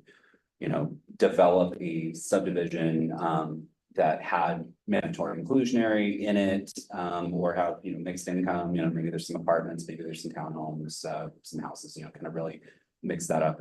We can define what we want that to look like. that'd be a great spot for some mixed use up there for townhouses, apartments and houses over there. I mean, Yeah, we can definitely look into that. I mean, with the city, one of the only thing that we really have as assets is our land. The big problem with that is that it is all in the water fund. So we have to make that fund whole or find a way to make it Well, it's not that we That's don't have allowing, so. water projects that we could use money for. So, Bonus units, so this is, here's the discussion between bonus versus mandatory. So we have our allowable densities in our single family zone, our neighborhood residential, and then we allow duplexes, triplexes, et cetera, without requiring a CUP. So we've got our allowable density. We could allow bonus density if those units were affordable. But that's an allowance and, you know, does that pencil out for the developer in the long run to want to take on the burden of creating that and then, you know, the programs to manage that and so on and so on. Bonus units aren't super utilized because it's voluntary and it is the loss leader, right? So it's only effective when it's mandatory inclusionary. So when you give a bonus unit, but also there's, the bonus units are provided. So you say, let's say you've got 10 townhome development, picking something very small, easy numbers to work with. You got 10 townhomes, so 10% of the units have to be mandatory inclusionary, set aside at, 80% AMI or something like that. So one of those 10 units would have to be set aside. But then you provide a bonus unit for that, so now they're at 11, and so the developer has the opportunity to recoup some of their costs by building the affordable. And then once you've built that affordable, then there's a lot of different models for how that remains affordable, who holds the covenant, who manages the covenant, all kinds of work that. I can get a deal on the 11th one, right? Get the 11th one at lower cost, yeah. Because it's, in places where they have an in-lieu fee, developers will always just take the in-lieu fee because you can pay the money right now and be done with it. And the money never buys as much because of inflation and things like that. If we get $20,000 today, that's only worth, $15,000 tomorrow for construction. And so we can't build that same unit. So really the mandatory inclusionary, like I said, when we were in Redmond was phenomenal for generating units. When I was in Sun Valley, we had something very similar that generated a couple of units, not as many as I would have liked, but it's pretty common now. Larger jurisdictions are doing this. I think we're starting to reach the tipping point where the economics might start working in favor of this. And if we have large developments, 2,000 homes, 1,500 homes, whatever, like we have some of it which have been proposed, this pencils out very quickly for them. So it's something that we can consider as some options in the future. Public-private partnerships, we've already kind of talked about this a little bit. We've already seen some here where cities can either collect and allocate funding to buy units in projects. So if somebody's building a 100-unit apartment complex, we can have, our affordable housing funding buy down essentially 10 of those units, reserve those for workforce housing purposes, affordable housing purposes. So on. And so you're actually able to take an ownership stake or an investment stake in some of these kinds of projects. Works great if you have money to do that. And sometimes there's grants available for that. Sometimes there's, we'll talk about some tax kind of options that we have here, revenue options here in a minute. And then again, as I mentioned, this city currently has already provided land to some projects. And as long as we make the special funds full, like that land could be available. Do we have to make the special funds whole because there are some RCWs out there that if it's for affordable housing, we can donate or give away land for like a 30-year affordable housing. We can, it's my understanding that we can do that for the general fund. We can donate and whatever for all of it, but for the rate paid funds, it's treated differently. That's my understanding. I thought we discussed this. There's some We were gonna do allowances, I'm that. not sure, I have to look at it again, there's some allowances, yes, but I need to make sure It is- whether it's a donation or a reduction that you have to. It's for affordable housing because we were gonna do that Correct. with the workforce housing Yep. project. We were going to lease them or sell them that land So, yeah, on a contract. yeah, exactly. But and it was going to, the money had to obviously stay in the Yep. water fund, but But donation outright, I'm not sure, I have to keep that again. So some cities do pre-approved plans. This is really common for ADUs, actually, because ADUs are pretty easy to having a backyard, and it removes the highest cost of the ADU, which is the design cost. I mean, really, a lot of times it's as expensive to design them as it is to just construct them. So by having the pre-approved plans available, somebody just comes in and says, I want a 1B for my backyard, and it's already engineered, it's already approved. We just confirm setbacks and boom, done. So ADUs, it works really well. Some cities have done it for full-size homes, and Stock plans, right? No. No. Stock plans are if a developer comes in, they're gonna build multi-number of houses, maybe one subdivision, they can stock that plan. So they'll bring in a plan, they'll say, I'm stocking this, and they can build that house multiple times, and they receive a reduction in plan review fees. But anybody can buy that stock plan? No, No, no, this is different. Those Yeah. pre-approved plans is different, where anybody has access to a So- pre-approved but plan. it's gonna the city can also get a stock plan in place Pre-approved plan. Yeah. that anybody can buy. It would be essentially as if the city was stocking the plan on behalf. But of we're talking about everybody. ADUs, not really full-size houses. No, it could be full-size homes. Garages. So when we talked about this before, one of the problems you guys had mentioned was that not every plan works in every area because our landscape is so different, things like that. So, if we could make this work, I think it's great. I think it'd be great to walk into the city and say, hey, I have a lot right here. I wanna build, what can I build on that? And you guys go, here's 10 options, and I could go, okay, that works for me. That would be amazing. But I know that with our landscape and different things, that's difficult. So how do we overcome that? I mean, for the most part, we could say, I'd say the vast majority of our city is on fairly flat, gently sloping lots. Okay. A lot of the undeveloped lots are sloped, so there might be some challenges.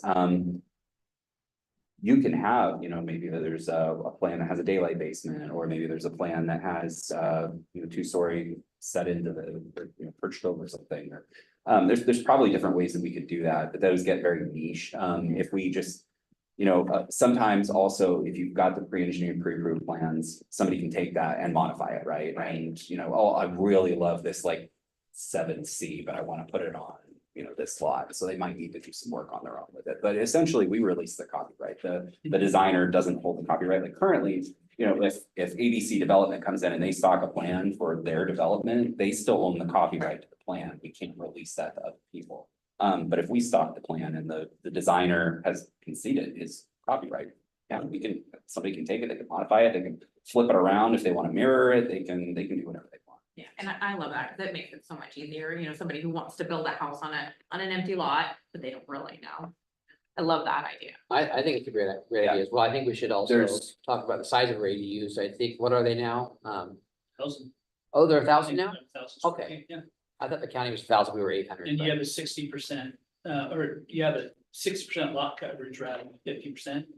So you actually get an increase in lot coverage, with an ADU as well. Okay. So it encourages. Well, that's great. I thought we were smaller than 1,000, so that's great. The only issue with the pre-approved plans is that we have to pay somebody to do it. We can't just go buy a stock plan from some, company and then give it out for free. We have to pay somebody to design it for us or, something. So. Is that why we and so haven't there's- done it? And we saw that, Yeah, right? Lacey has pre-approved, as of, might be almost 2 years ago, time flies. They hadn't had a whole lot of success. We'd have to reach back out to see what kind of success they've had and people taking advantage of this. pre-approved Right. The city of Clovis, California had much more success. They actually came to the APA conference to brag about how many people had used their program. We're talking only a few dozen. It's still a way to get cheaper, affordable, especially the ADU, the backyard ADU housing, so. So how would this work? I come in, walk upstairs, I say, I want to pick that house. I pay the permit fee, I start building it, then go through the inspection process. There's no like waiting time and all this, looking at plans and all that, because we've already got the plans, right? There's sure. probably more stuff to do with the land.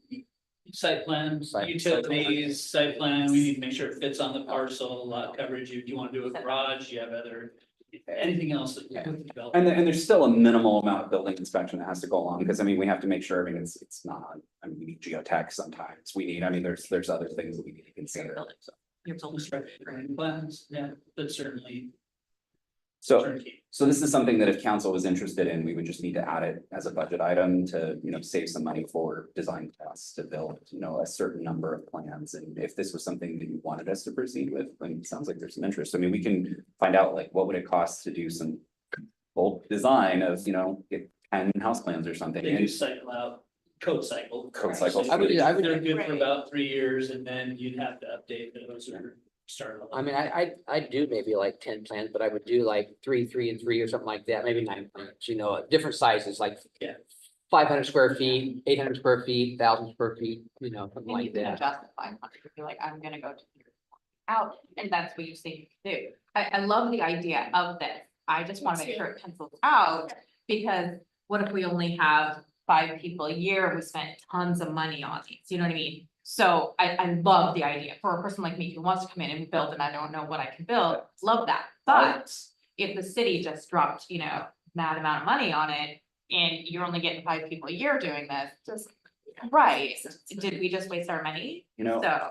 I will say one thing that Shelton has that I haven't seen in any other place I've lived is like some very dedicated, small local builders. And I can think of a few people who would take it. Oh, I know a couple of people who would grab this in a second and run with it, yeah. but is that enough to warrant it? Cause I don't know the expense. I guess. Let me, if it's okay, I'll actually do some more research and find out, like, what would it take? Also, I mean, if they're doing like a bulk of plans for us, I mean, we would have to go out and do an RFP for an actual design and everything, because it's an architecture service which has state bidding law. But I mean, I can at least talk to a few architects and just find out what would it cost to design us some stock plans and come back at a later time and let you guys know. It sounds like nobody here gets that idea. Yeah, I We mean, just wanna make sure financially it makes sense. back in the old days, you bought your plans from Sears Roebuck. Yes, And- you did. You bought the whole kit? Yeah, Yeah, yeah, for it. so- Yeah.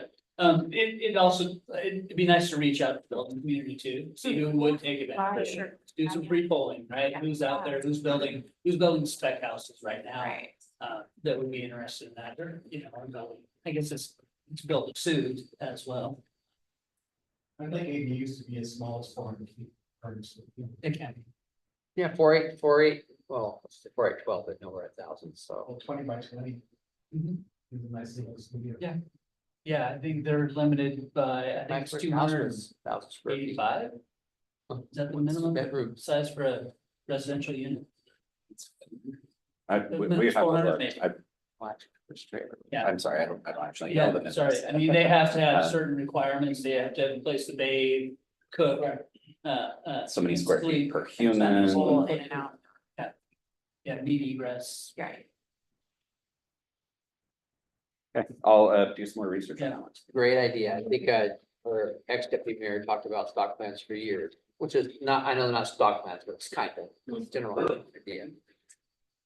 So something else that we don't really, you kind of could pull this off in a couple of different zoning districts that we have, but we don't really have any like preset kind of, predetermined allowances for our live work units. So this is a picture from downtown Redmond where they have little storefronts, and then you kind of go up a stairway in the back and your apartment's there.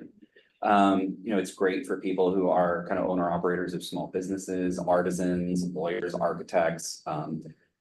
There's a computer repair shop, a massage place, it's like a healing crystal store. There's a bunch that all, that way you only have to make one investment in both your business and your residents. And it's really good for attracting startups and kind of creative economy folks. So we are already kind of looking into this as part of our comp plan.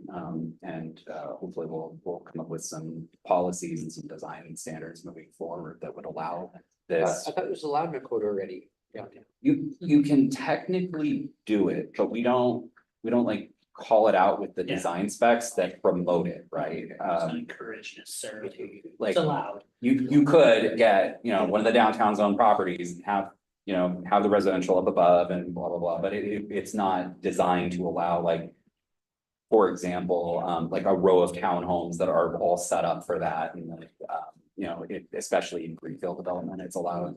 It can be done, it's not encouraged. We don't have a lot of room for really, except for redevelopment.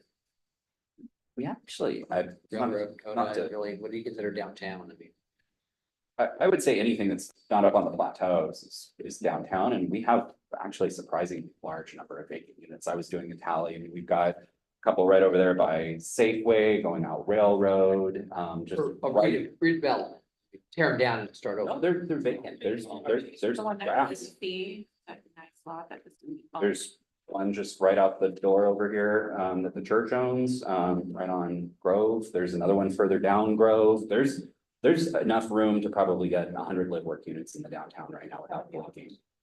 Get on it.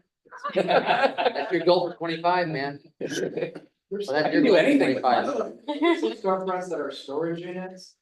Like, why is that? Why can't we get business fronts instead of storage? If wasn't prohibited as an allowed use at the time, and so they're grandfathered in and. Not, it's a legal non-conforming use, so if they were established prior to the codes, not allowing the storage as ground floor use, they can remain there up until the use changes. Then if they change use, And then they change use, they have to conform. And- Make another lot change use, and then we can only enforce it when there's a change in use. Well, it's in the code now, but yes, if there is a change of use, that use vacates, then yes, then it would have to be current. And some of what we're seeing is just kind of an economic response, like there's not really, there, at the time that this was done, there was not higher and better use, but now, and hopefully with some of the other things. We'll talk about next presentation, there will be, and we'll see that people will see the value of maybe moving those storage uses elsewhere. People are always complaining about there's closed up storefronts downtown, and part of it is because people use them as storage units. So, I think. Well, And that's higher and that's- higher and better use will encourage those Yeah. storage units to go away and be So used for retail. Let's go, Mr. Miller, let's get the work units down. That's not allowed, it's not been allowed for a long time, storage units. I mean, I'm not sure we still have any down there. There's still some storage on Coda. But one on second or first, no, second, there's one on second as well.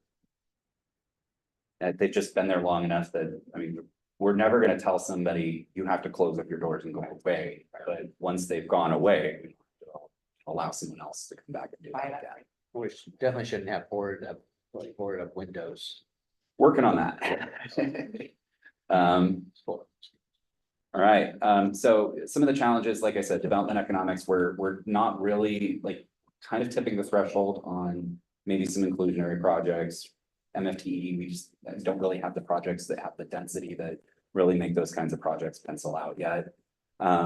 Funding, we don't have a dedicated revenue source right now for staff, for studies, for constructing things, for, interfund payments, where we don't have any revenue dedicated for affordable housing. Staffing, there's one of us doing 6 things at any job in the town right now. So, we would need to bring someone on to manage any additional programs. And then critical mass, there's not really the community that does affordable, especially dedicated affordable, low income housing tax credit, kinds of projects here. We can recruit those people, but there's not the critical mass, the architects here don't design those kinds of projects, the builders that we have here don't build those kinds of projects, et cetera. So while there's a great community kind of, moving further and further north, you get more of the people who have the experience doing that, you have less of that experience down here. So even if we were to find, a low income housing tax credit developer, I mean, there's people who, they have entire conferences or professional organizations, people that do this work, but without the ecosystem around that to help build and fund and manage the projects, it's really hard to attract them. So We did attract one once. Chased them away.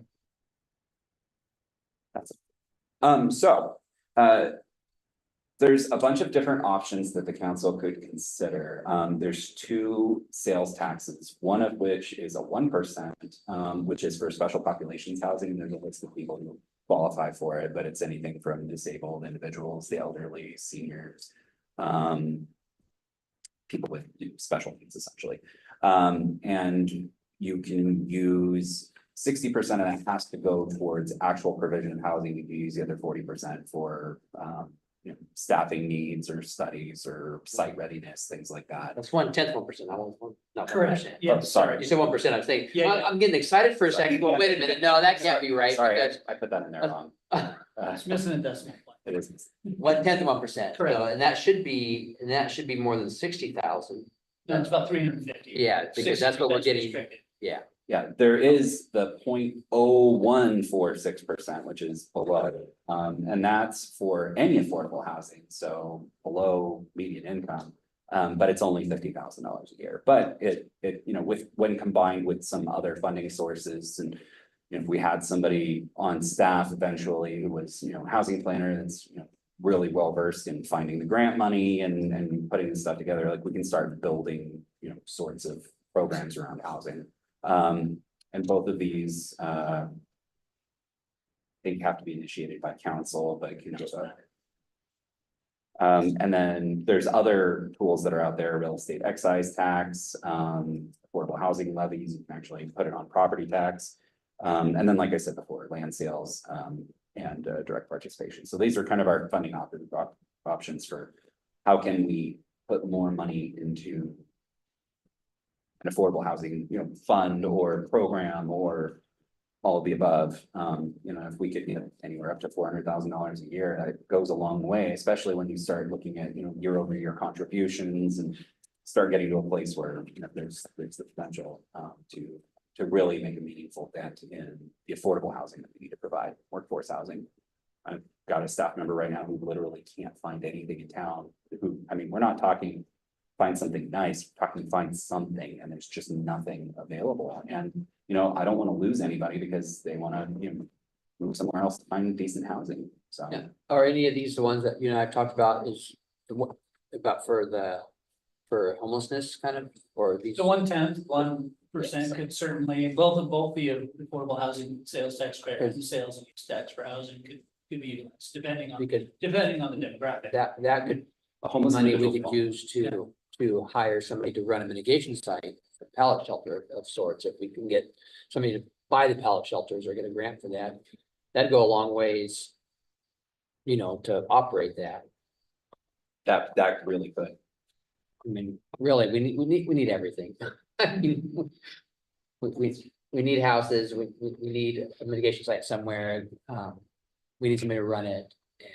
$350,000, you know, the Salvation Army's $1.2 million in Longview, but I don't think it would be cost us $1.2 million to have somebody else run it. I think that's a pretty high amount. I think it's right. 50 units as well. Yeah, it's 50 units. I think we could run 50 units ourselves with one of our local agencies for probably, you know, $700,000, $800,000. So I mean, we're halfway there if we were to get that tax, and that would.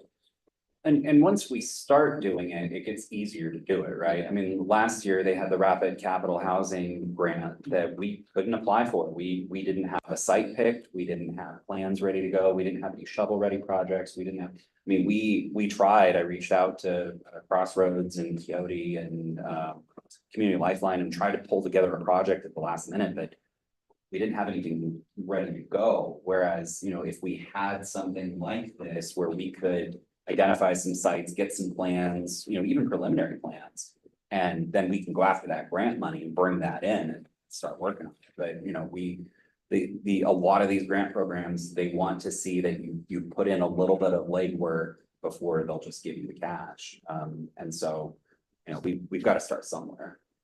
And we frankly just can't right now. So these are things that if there was interest from the council, we could work on bringing forward. Also in this presentation, I had just links to MRSC, Municipal Resource. If you are interested more in Washington State specific affordable housing, that's kind of the end of the presentation. So I agree with Mayor. I think we should pursue housing, multi-family housing, all sorts of taxations to get housing and housing. At all levels. So I'm back there seeking these measures.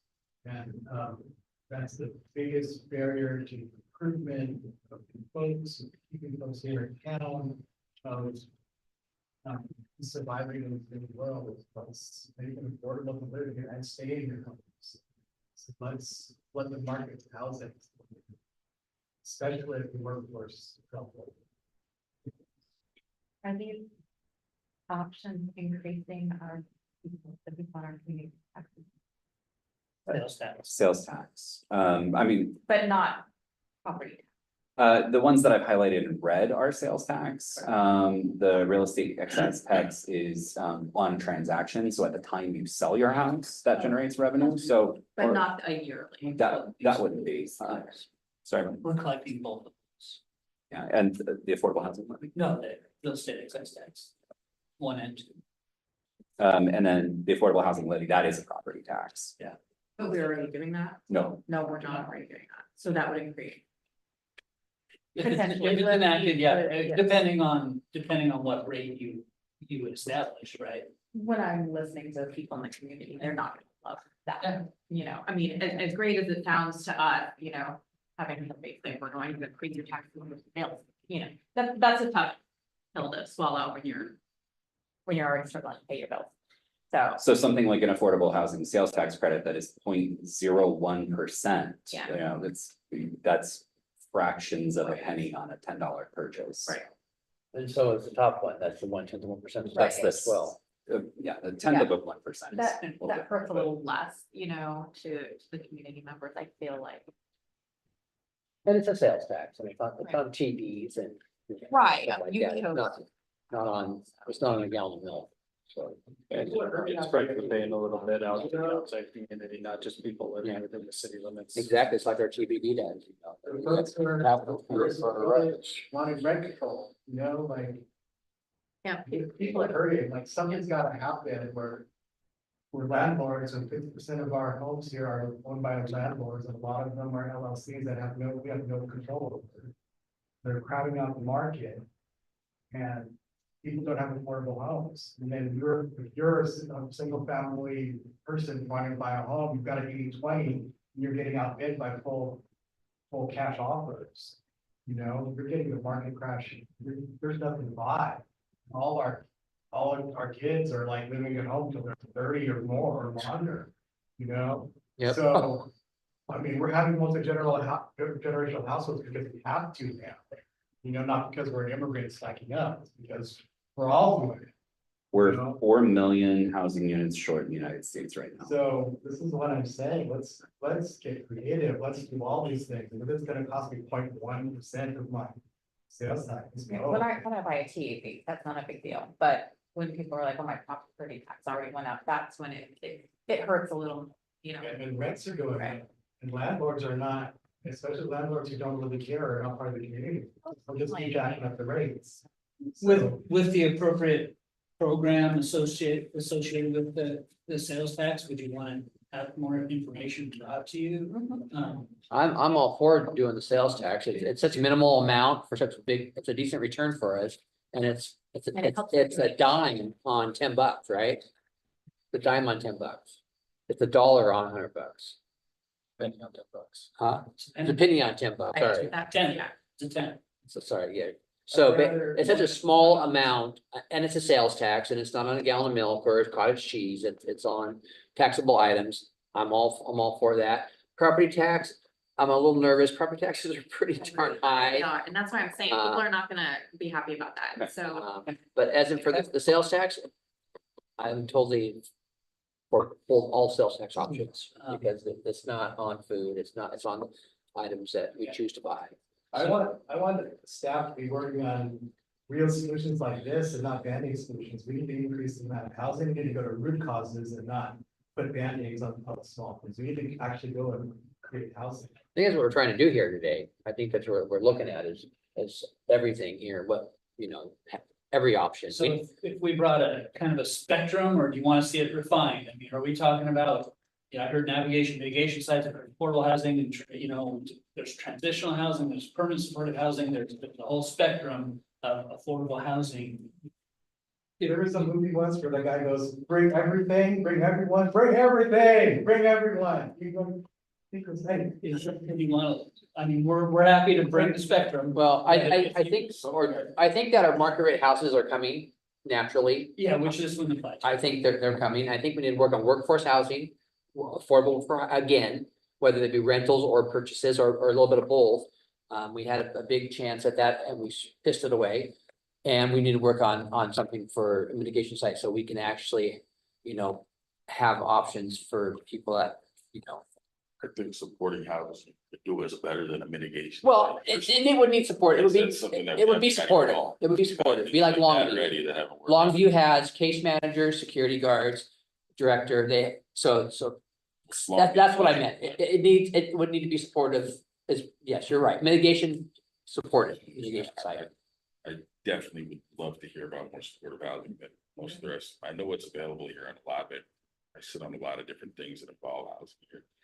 So I take it pretty seriously, but I know that supportive housing is the number one issue. You have a lot of people out here that really just don't know how to maintain. And we need to find a place for them to think, and where we can, teach classes, teach them how to, how to function in their regular day-to-day basis. I mean, there's people out here that I don't know if they know how to do that, so, supportive housing for things like that. I'm all about it, I'd love to see something like that. Exactly, well, that's, Seems head nods. what's that? And I said, I'm seeing some head nods there. I just want to make sure that, we can most efficiently dedicate our time to what the council wants to consider, so. And the best thing is once we have a dedicated funding source, you can leverage that, right? It's the down payment on the loan instead of having to build it out entirely. And so with being able to leverage additional grants and tax funds and things like, basically you can multiply your money, 8 to 10 times just by having something in the bank. So, as we're talking about 400,000 a year, times a couple of years, times 8, like we start looking at real big projects. And maybe it's not just about funds, maybe we go out and we look for these people like the ones that we're gonna do the, Oh, certainly.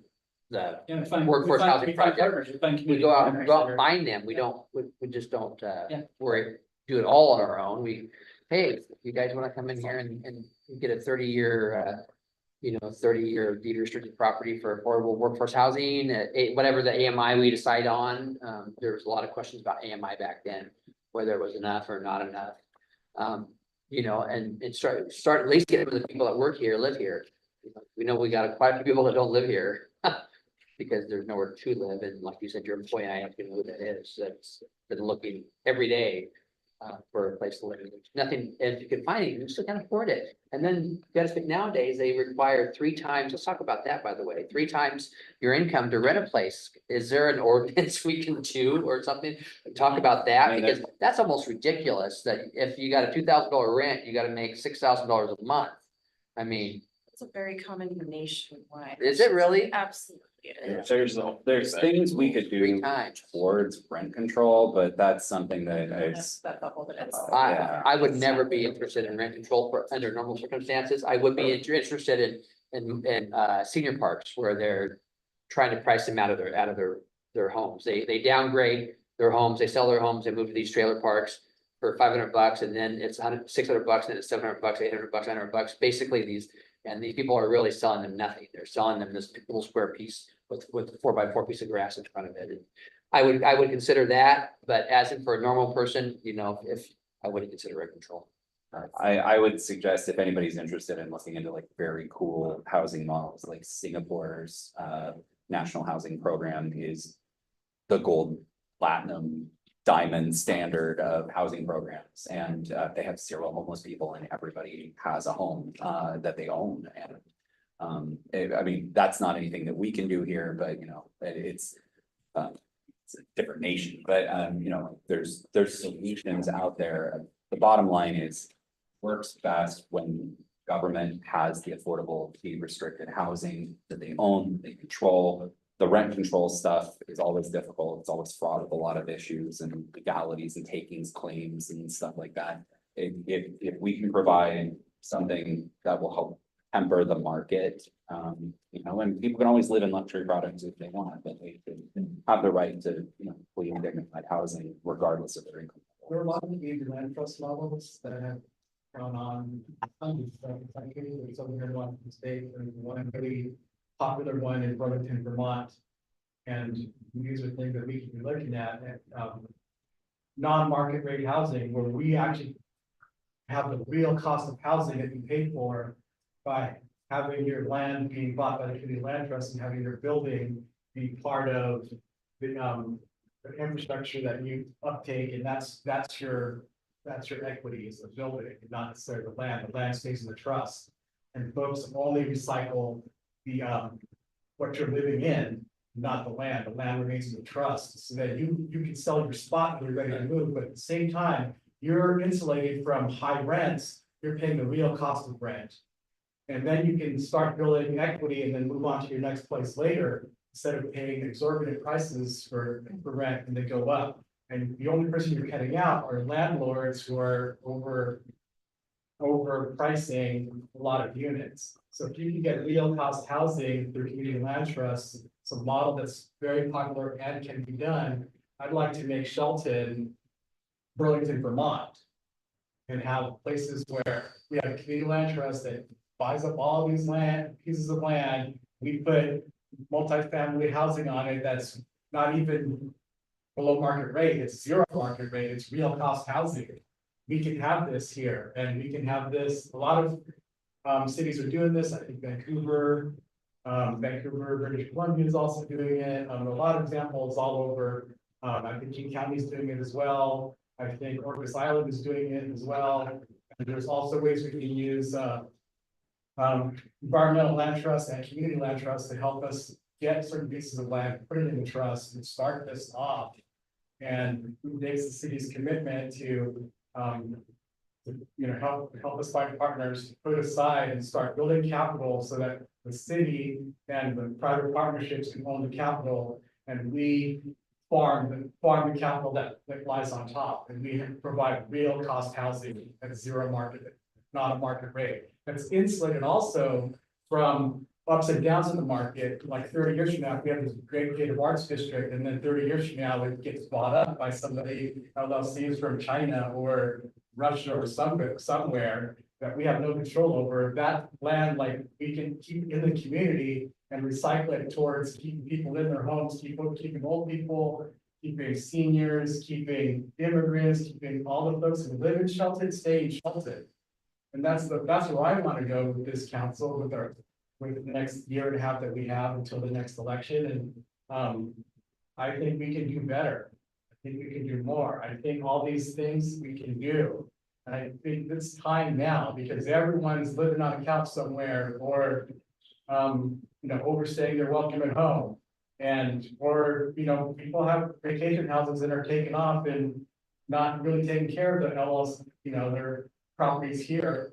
And I don't know, I'm just saying that we need to have solutions to keep people local, to keep people in their homes, and insulate ourselves from the ups and downs of the market. And this is the best way to do it. Like, there are models, and we should pursue that. And this is one good step towards that.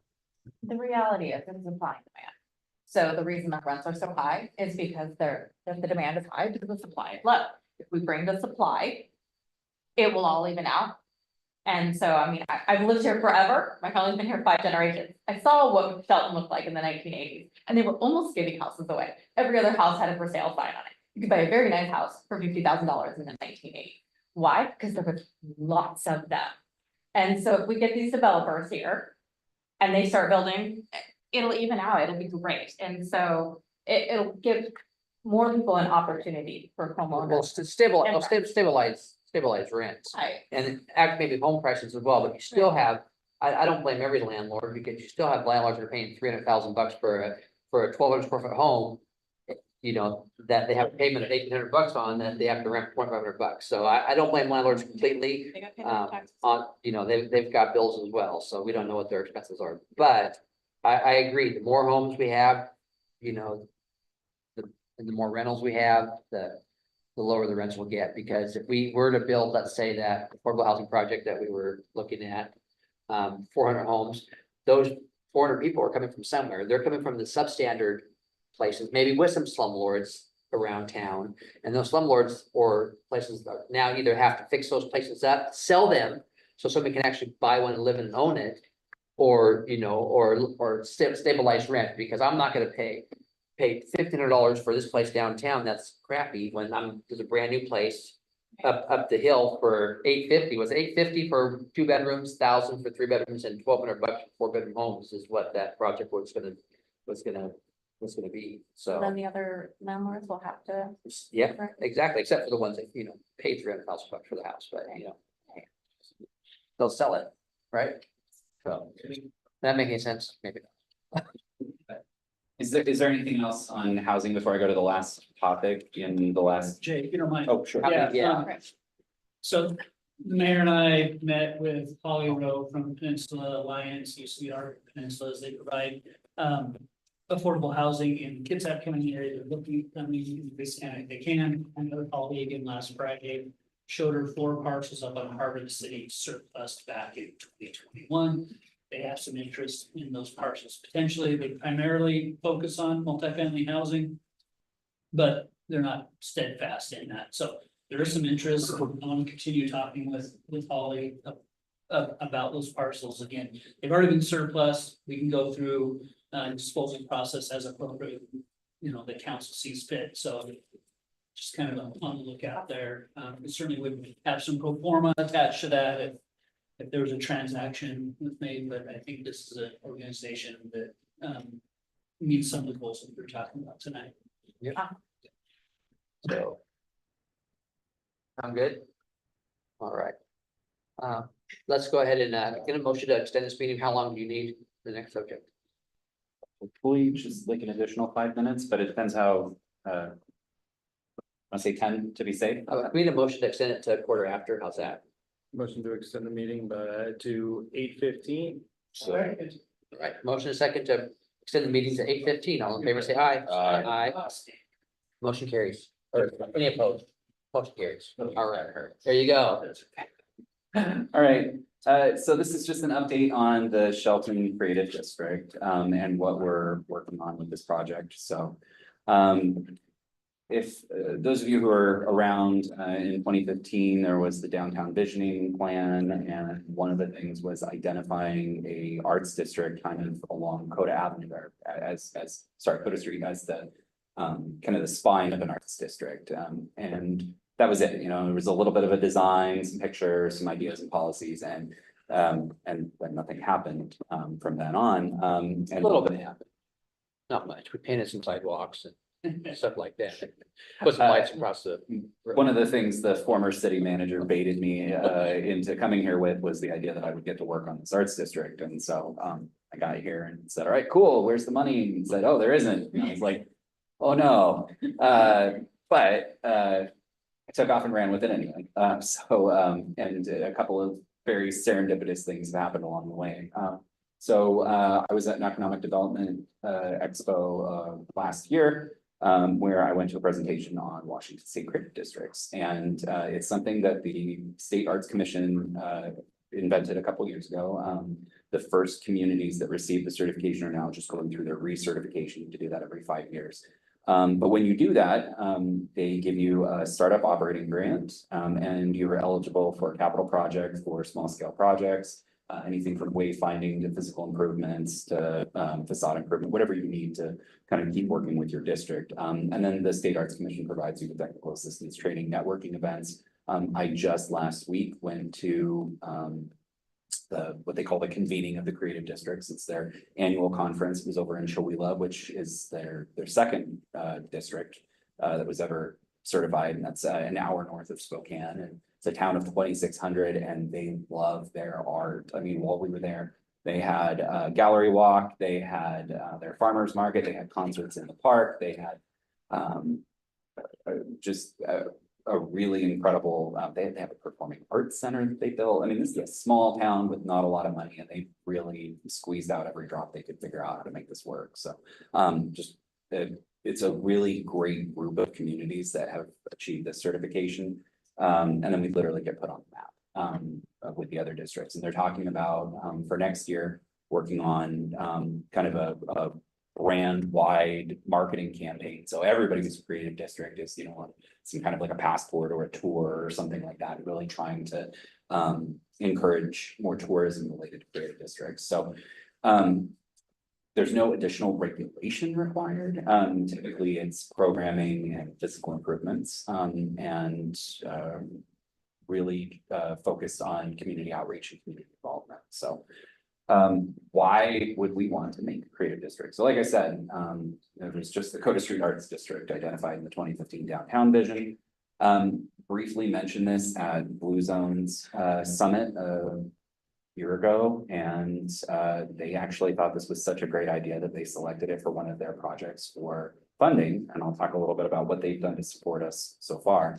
And then the benefits of having a creative district, according to Arts Law, the Washington State Arts Commission, is to promote the community's identity, grow jobs in the creative sector. The creative sector economy in Washington is a multi-billion-dollar sector, and that includes everything from craft, wine, and distilleries to, you know, kind of more traditional arts to even, and they consider like video games and the movie industry and things like that to all be part of the creative sector as well. Some places are focusing on culinary arts. They're, you know, if you're a local farm to table restaurant, you are being celebrated. If you're, you know, a bakery or something like that, you know, they're focusing on that as well. It's really great for attracting artists, startups, creative businesses, and also they want to look at affordable housing as part of the district plan. Because they want workspaces, maker spaces for artists. They want a place for people to be able to not just come to the community to make and sell art, but to also live in the community, be part of that community as well. So the application process is to gather a team, which we've already done. We reached out to a bunch of downtown business owners, people who are kind of recognized leaders in our local arts community, people who are event organizers, community advocates, so on and so on. You develop a plan, you conduct your outreach, you apply for certification, application period opens on July 1st. And then once you get accepted, you continue your activities. So April 1st, we had a design charrette, and the landscape architecture company, Herbswork, they were hired by Blue Zones to actually come facilitate the session for us. We had city staff, some Coda Street business owners, arts enthusiasts, people who are, you know, kind of recognized people in the community. Blue Zones participated, so on and so on. And we came up with a couple of ideas at this charrette that ended up getting turned into a design book, which I'll show you here in just a little bit.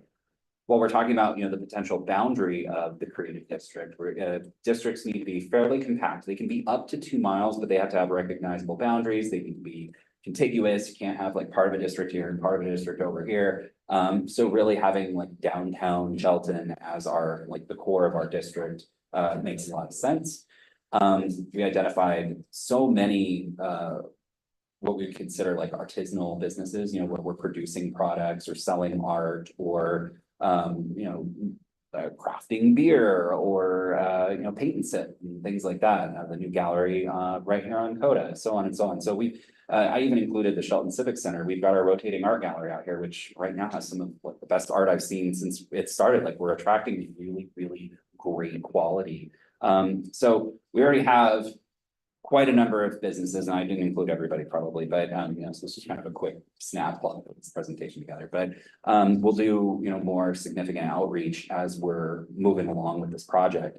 So the blue boundary was on the map on the screen here was kind of the original Coda Street Arts District concept, just a couple of blocks along Coda. You know, we're proposing to actually make the certified district kind of that between Franklin and Grove and between First and Heath. That way we can capture some of the interesting new businesses. We've got someone trying to create an event space in the old Bank of America building. We've got just really unique things that are close to unfolding here in town. And then also, I know I've mentioned our rail trail project and our crosstown trail before. You can see, I mean, the trail is gonna come really close to the boundary on one side and be running along the boundary on the other. And so, you know, the idea of being able to bike or walk to art and, you know, experience our downtown is becoming more of a reality. We actually, just as an aside, just had our kickoff meeting with the consultant yesterday who's working on the bid docs for our rail removal. And putting in the interim trail, which is going to be just gravel to start. We've received $475,000 in grant funding that will be coming to you guys real soon to do the acceptance on. And then we're going to go out for the RFP for final design for the trail. And that's going to be the big trail, the paved trail with the benches and the lights and the public art and all that kind of stuff. But yeah, really been hitting the road trying to shake money from the sky to make this stuff all happen. So like I said, we had the design charrette, and all of these images came out of the design book that Herbsworks put together for us. And so, things that everybody kind of had talked about at the meeting, what did we want to see along Coda Street? Lighting and street trees, asphalt art, having, kind of activating the space on the road, which is great for traffic calming, and it's a really cool palette that, people might be interested in. Having bike parking, we're talking about running our bike trail to the district, let's have a place for people to park. Wayfinding, seating, stormwater infiltration, traffic calming, all kinds of things to make it a more, we'll say Railroad Avenue-like streetscape, over on Coda. We don't have to be a one main street town, so we're required by, the application process to Artois to have some kind of outreach event.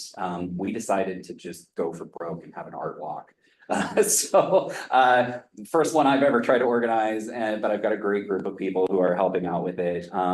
We have space for up to 80 vendor booths. The application period is still open. We have over 40 artists who've already applied. And if anybody's watching at home or wants to share with others, application window is still open. We'll take more. We're including over 20 local businesses, and people are going to host artists in their space. And other people we found out are already having their own activities. They're having live music at their place, or they're, people are taking this and running with it. So Saturday, July 27th, it's going to be an evening kind of night market concept. We're going to have Coda Street and a couple of blocks of 2nd and 3rd closed. We're going to have live music, stage, porta potties, food trucks, the works, just really trying to do like a mini version of what they do over in Olympia, but focused on local artists and the great local art scene that we have here in Shelton. And the city's going to have a booth at this, and we're going to be doing our outreach and talking to people like, hey, do you like this? What else do you want? What are we missing? What do we need? And here's more about our application process. So this is going to be our outreach event, and this is aggressive, but it's going to be a lot of fun. People are very excited about this. So in advance of that, we are planning to do some temporary improvements. The first of which is along Coda Street. We're planning on doing some restriping. Instead of having parallel parking along Coda, we wanted to do angle-in parking.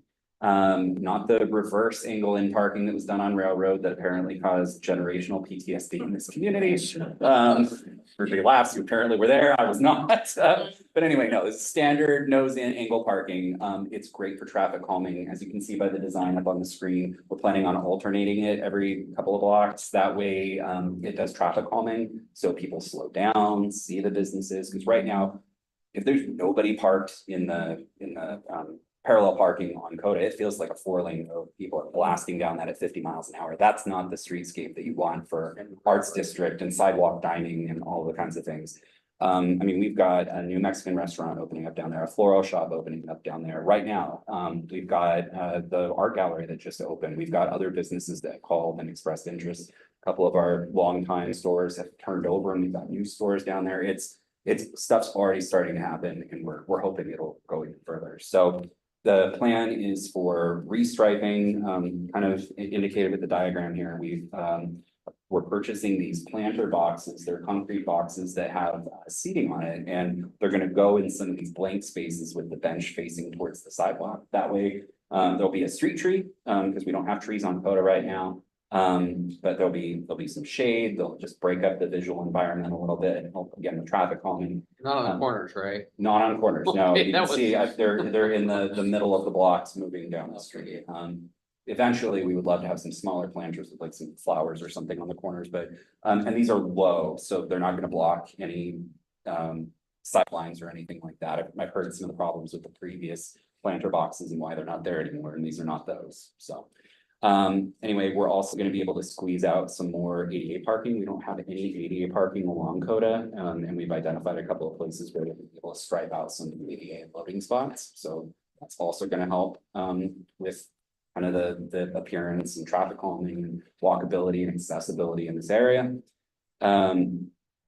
And then the diagram down here was originally just a concept diagram, but I actually have a real design diagram that we got from PUD3. They're going to be installing some light poles on the south side of the street. Right now, there's only light poles on the north side of Coda. And so it's a little darker on the south side of the street, but that's where a lot of our businesses is on the south side. So our plan is actually to put in these light poles and string catenary lights back and forth down Coda.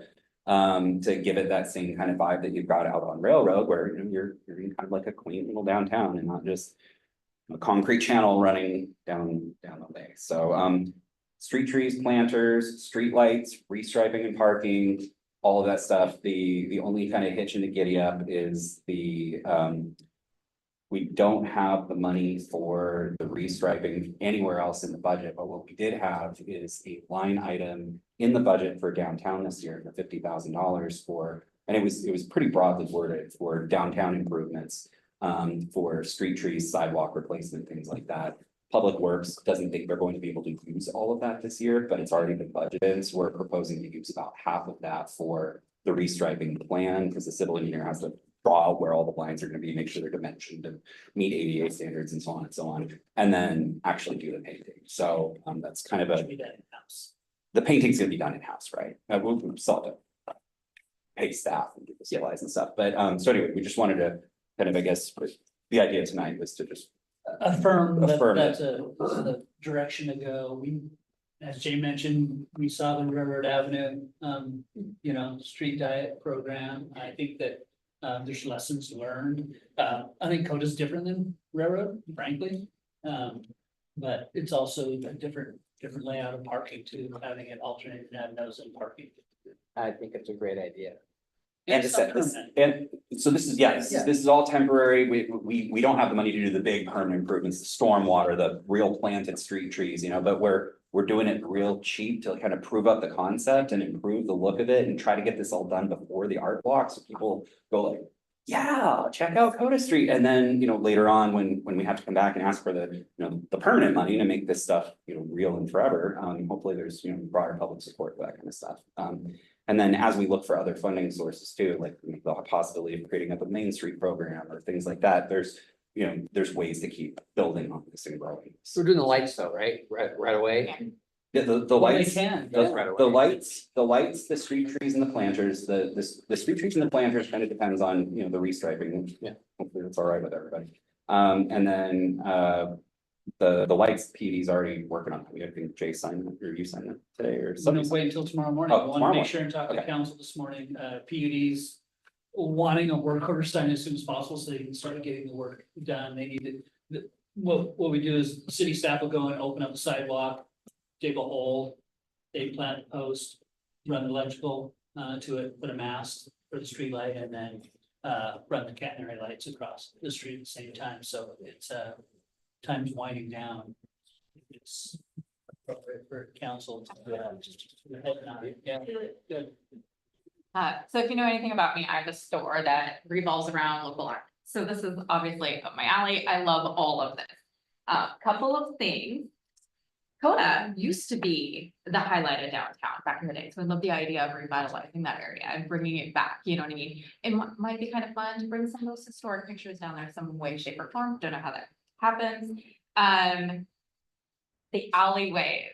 I feel like we're missing out on utilizing those alleyways. I went to Ballard. They used their alleyways for their farmers markets. They had the cute little flags above and the lights in there.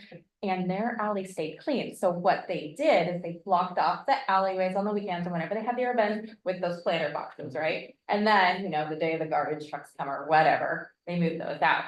Love to do like that if we can. Yeah, go Bellingham. Our alley between Railroad and Coda is actually, I put it up here, we're gonna have that closed during the event as well, because there's such cool art that the Youth Connection has been Yeah. working on back there, and I mean, I was blown away. I don't walk the alleys very often, but ever since we saw that, I walk back there a lot. It's very cool. So yeah, we're gonna highlight that and find ways to activate that more in the future for sure. And something that I'd be curious about is, in my opinion, I think architecture can also be art.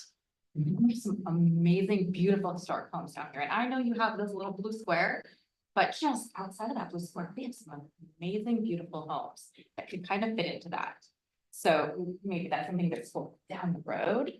And all these are positives to correct. One kind of, I'd be a little concerned about where telecare sits in the middle of this. Originally in the 2015 plan, it was when the PUD still owned the building and they said, wouldn't this be a great idea if this was an arts incubator? And that was kind of the long-term plan for the building. And yeah, unfortunately, there wasn't an arts incubator there, but we do have a business there. And as we realign the parking, we've talked to them actually to make sure that, it works with them. It's, I'll say it's not the most compatible of uses for an arts district. Permit there. And that's my. But they're here and permitted and We play the cards we're dealt, unfortunately. It's And something to kind of like what we were talking about before, I'm not telling anybody they have to leave, but once No. they're gone, maybe that's the opportunity for us to. So, All right, this one is- agree with you, yes. There was a discussion at that meeting, we could expand this all the way to the historic district and make this like bigger. One day, maybe, perhaps. And maybe one day we could have a historic district and arts district both raising money for downtown. There you go. So, excellent idea. Let's go. I love this, Jay. Let's do this. And we need to highlight all the things that the council member Kevin was talking about, especially the alleyways and the creativeness and the amount of people that we can bring, and also the meeting with work as well, and just the possibilities of making this like that place where you can go to on the weekends. And you can get out of your car and park at either one of those parking lots, and then you can walk in on the trail to bring us in. And if your whole weekend is here, spend downtown, going to Edith's Cafe, or then spending money over at Ish and walking around downtown out of your car and spending money and going getting ice cream at the little shop. All the little shops, or the donuts, or whatever, but getting out of your car and spending time and spending money downtown. This is such a great opportunity, and thank you for taking this on and bringing it to life and going for it with all these exciting things going on in July. Thank you. I just want to share real quick, like I definitely took the charge to try to get it going, but it wouldn't be happening without everybody that's jumped in and gotten really excited. So Blue Zones got us a $5,000 sponsorship for the event. They provided the landscape architects for the charrette. They're providing the bike racks that are going to go in on Coda eventually. It's one of those blank spaces that aren't parking spaces, so it's going to be for bike parking. PUD3 is putting in power poles and guy wires for catenary lights. Marmo Gallery hosted our charrette, and they're running our event website for the art walk. Shelton Downtown Merchants is handling a bunch of the money for us. Shelton Mason Chambers doing the insurance. The list of people on the screen is just some of the folks that have helped. We've really just brought out an amazing community of people that want to see this happen, and it's super exciting. It's one of the things I'm most looking forward to coming to work for right now. So there was an interview with Glenn Allen on KMAS just the other day. If you want to hear her talk about it, probably giving you a little bit more information than her 6-minute talk, but yeah, we're just really jazzed about it, and I want to let you guys know and make sure everybody's cool. Just awesome creative direction that we're taking the city. Yep. Sounds good. All right. Anybody have any questions for Jay? All right. You got it. Thank you, Jay. Exciting stuff, by the way. Council have any new items for discussion? Absolutely wonderful meeting, great conversation. Oh, does the city manager have? Mr. Mayor, I have 15 seconds. No, that's all you have, sir. I received a request from Economic Development Council, asking for a letter of support for an Economic Development Administration federal grant for the Goldsboro substation off of Sanderson Field. So I just wanted to let the council know they're applying with Port of Shelton and Mesa County PUD3 for federal funding. That substation would add capacity to that area, which is desperately needed.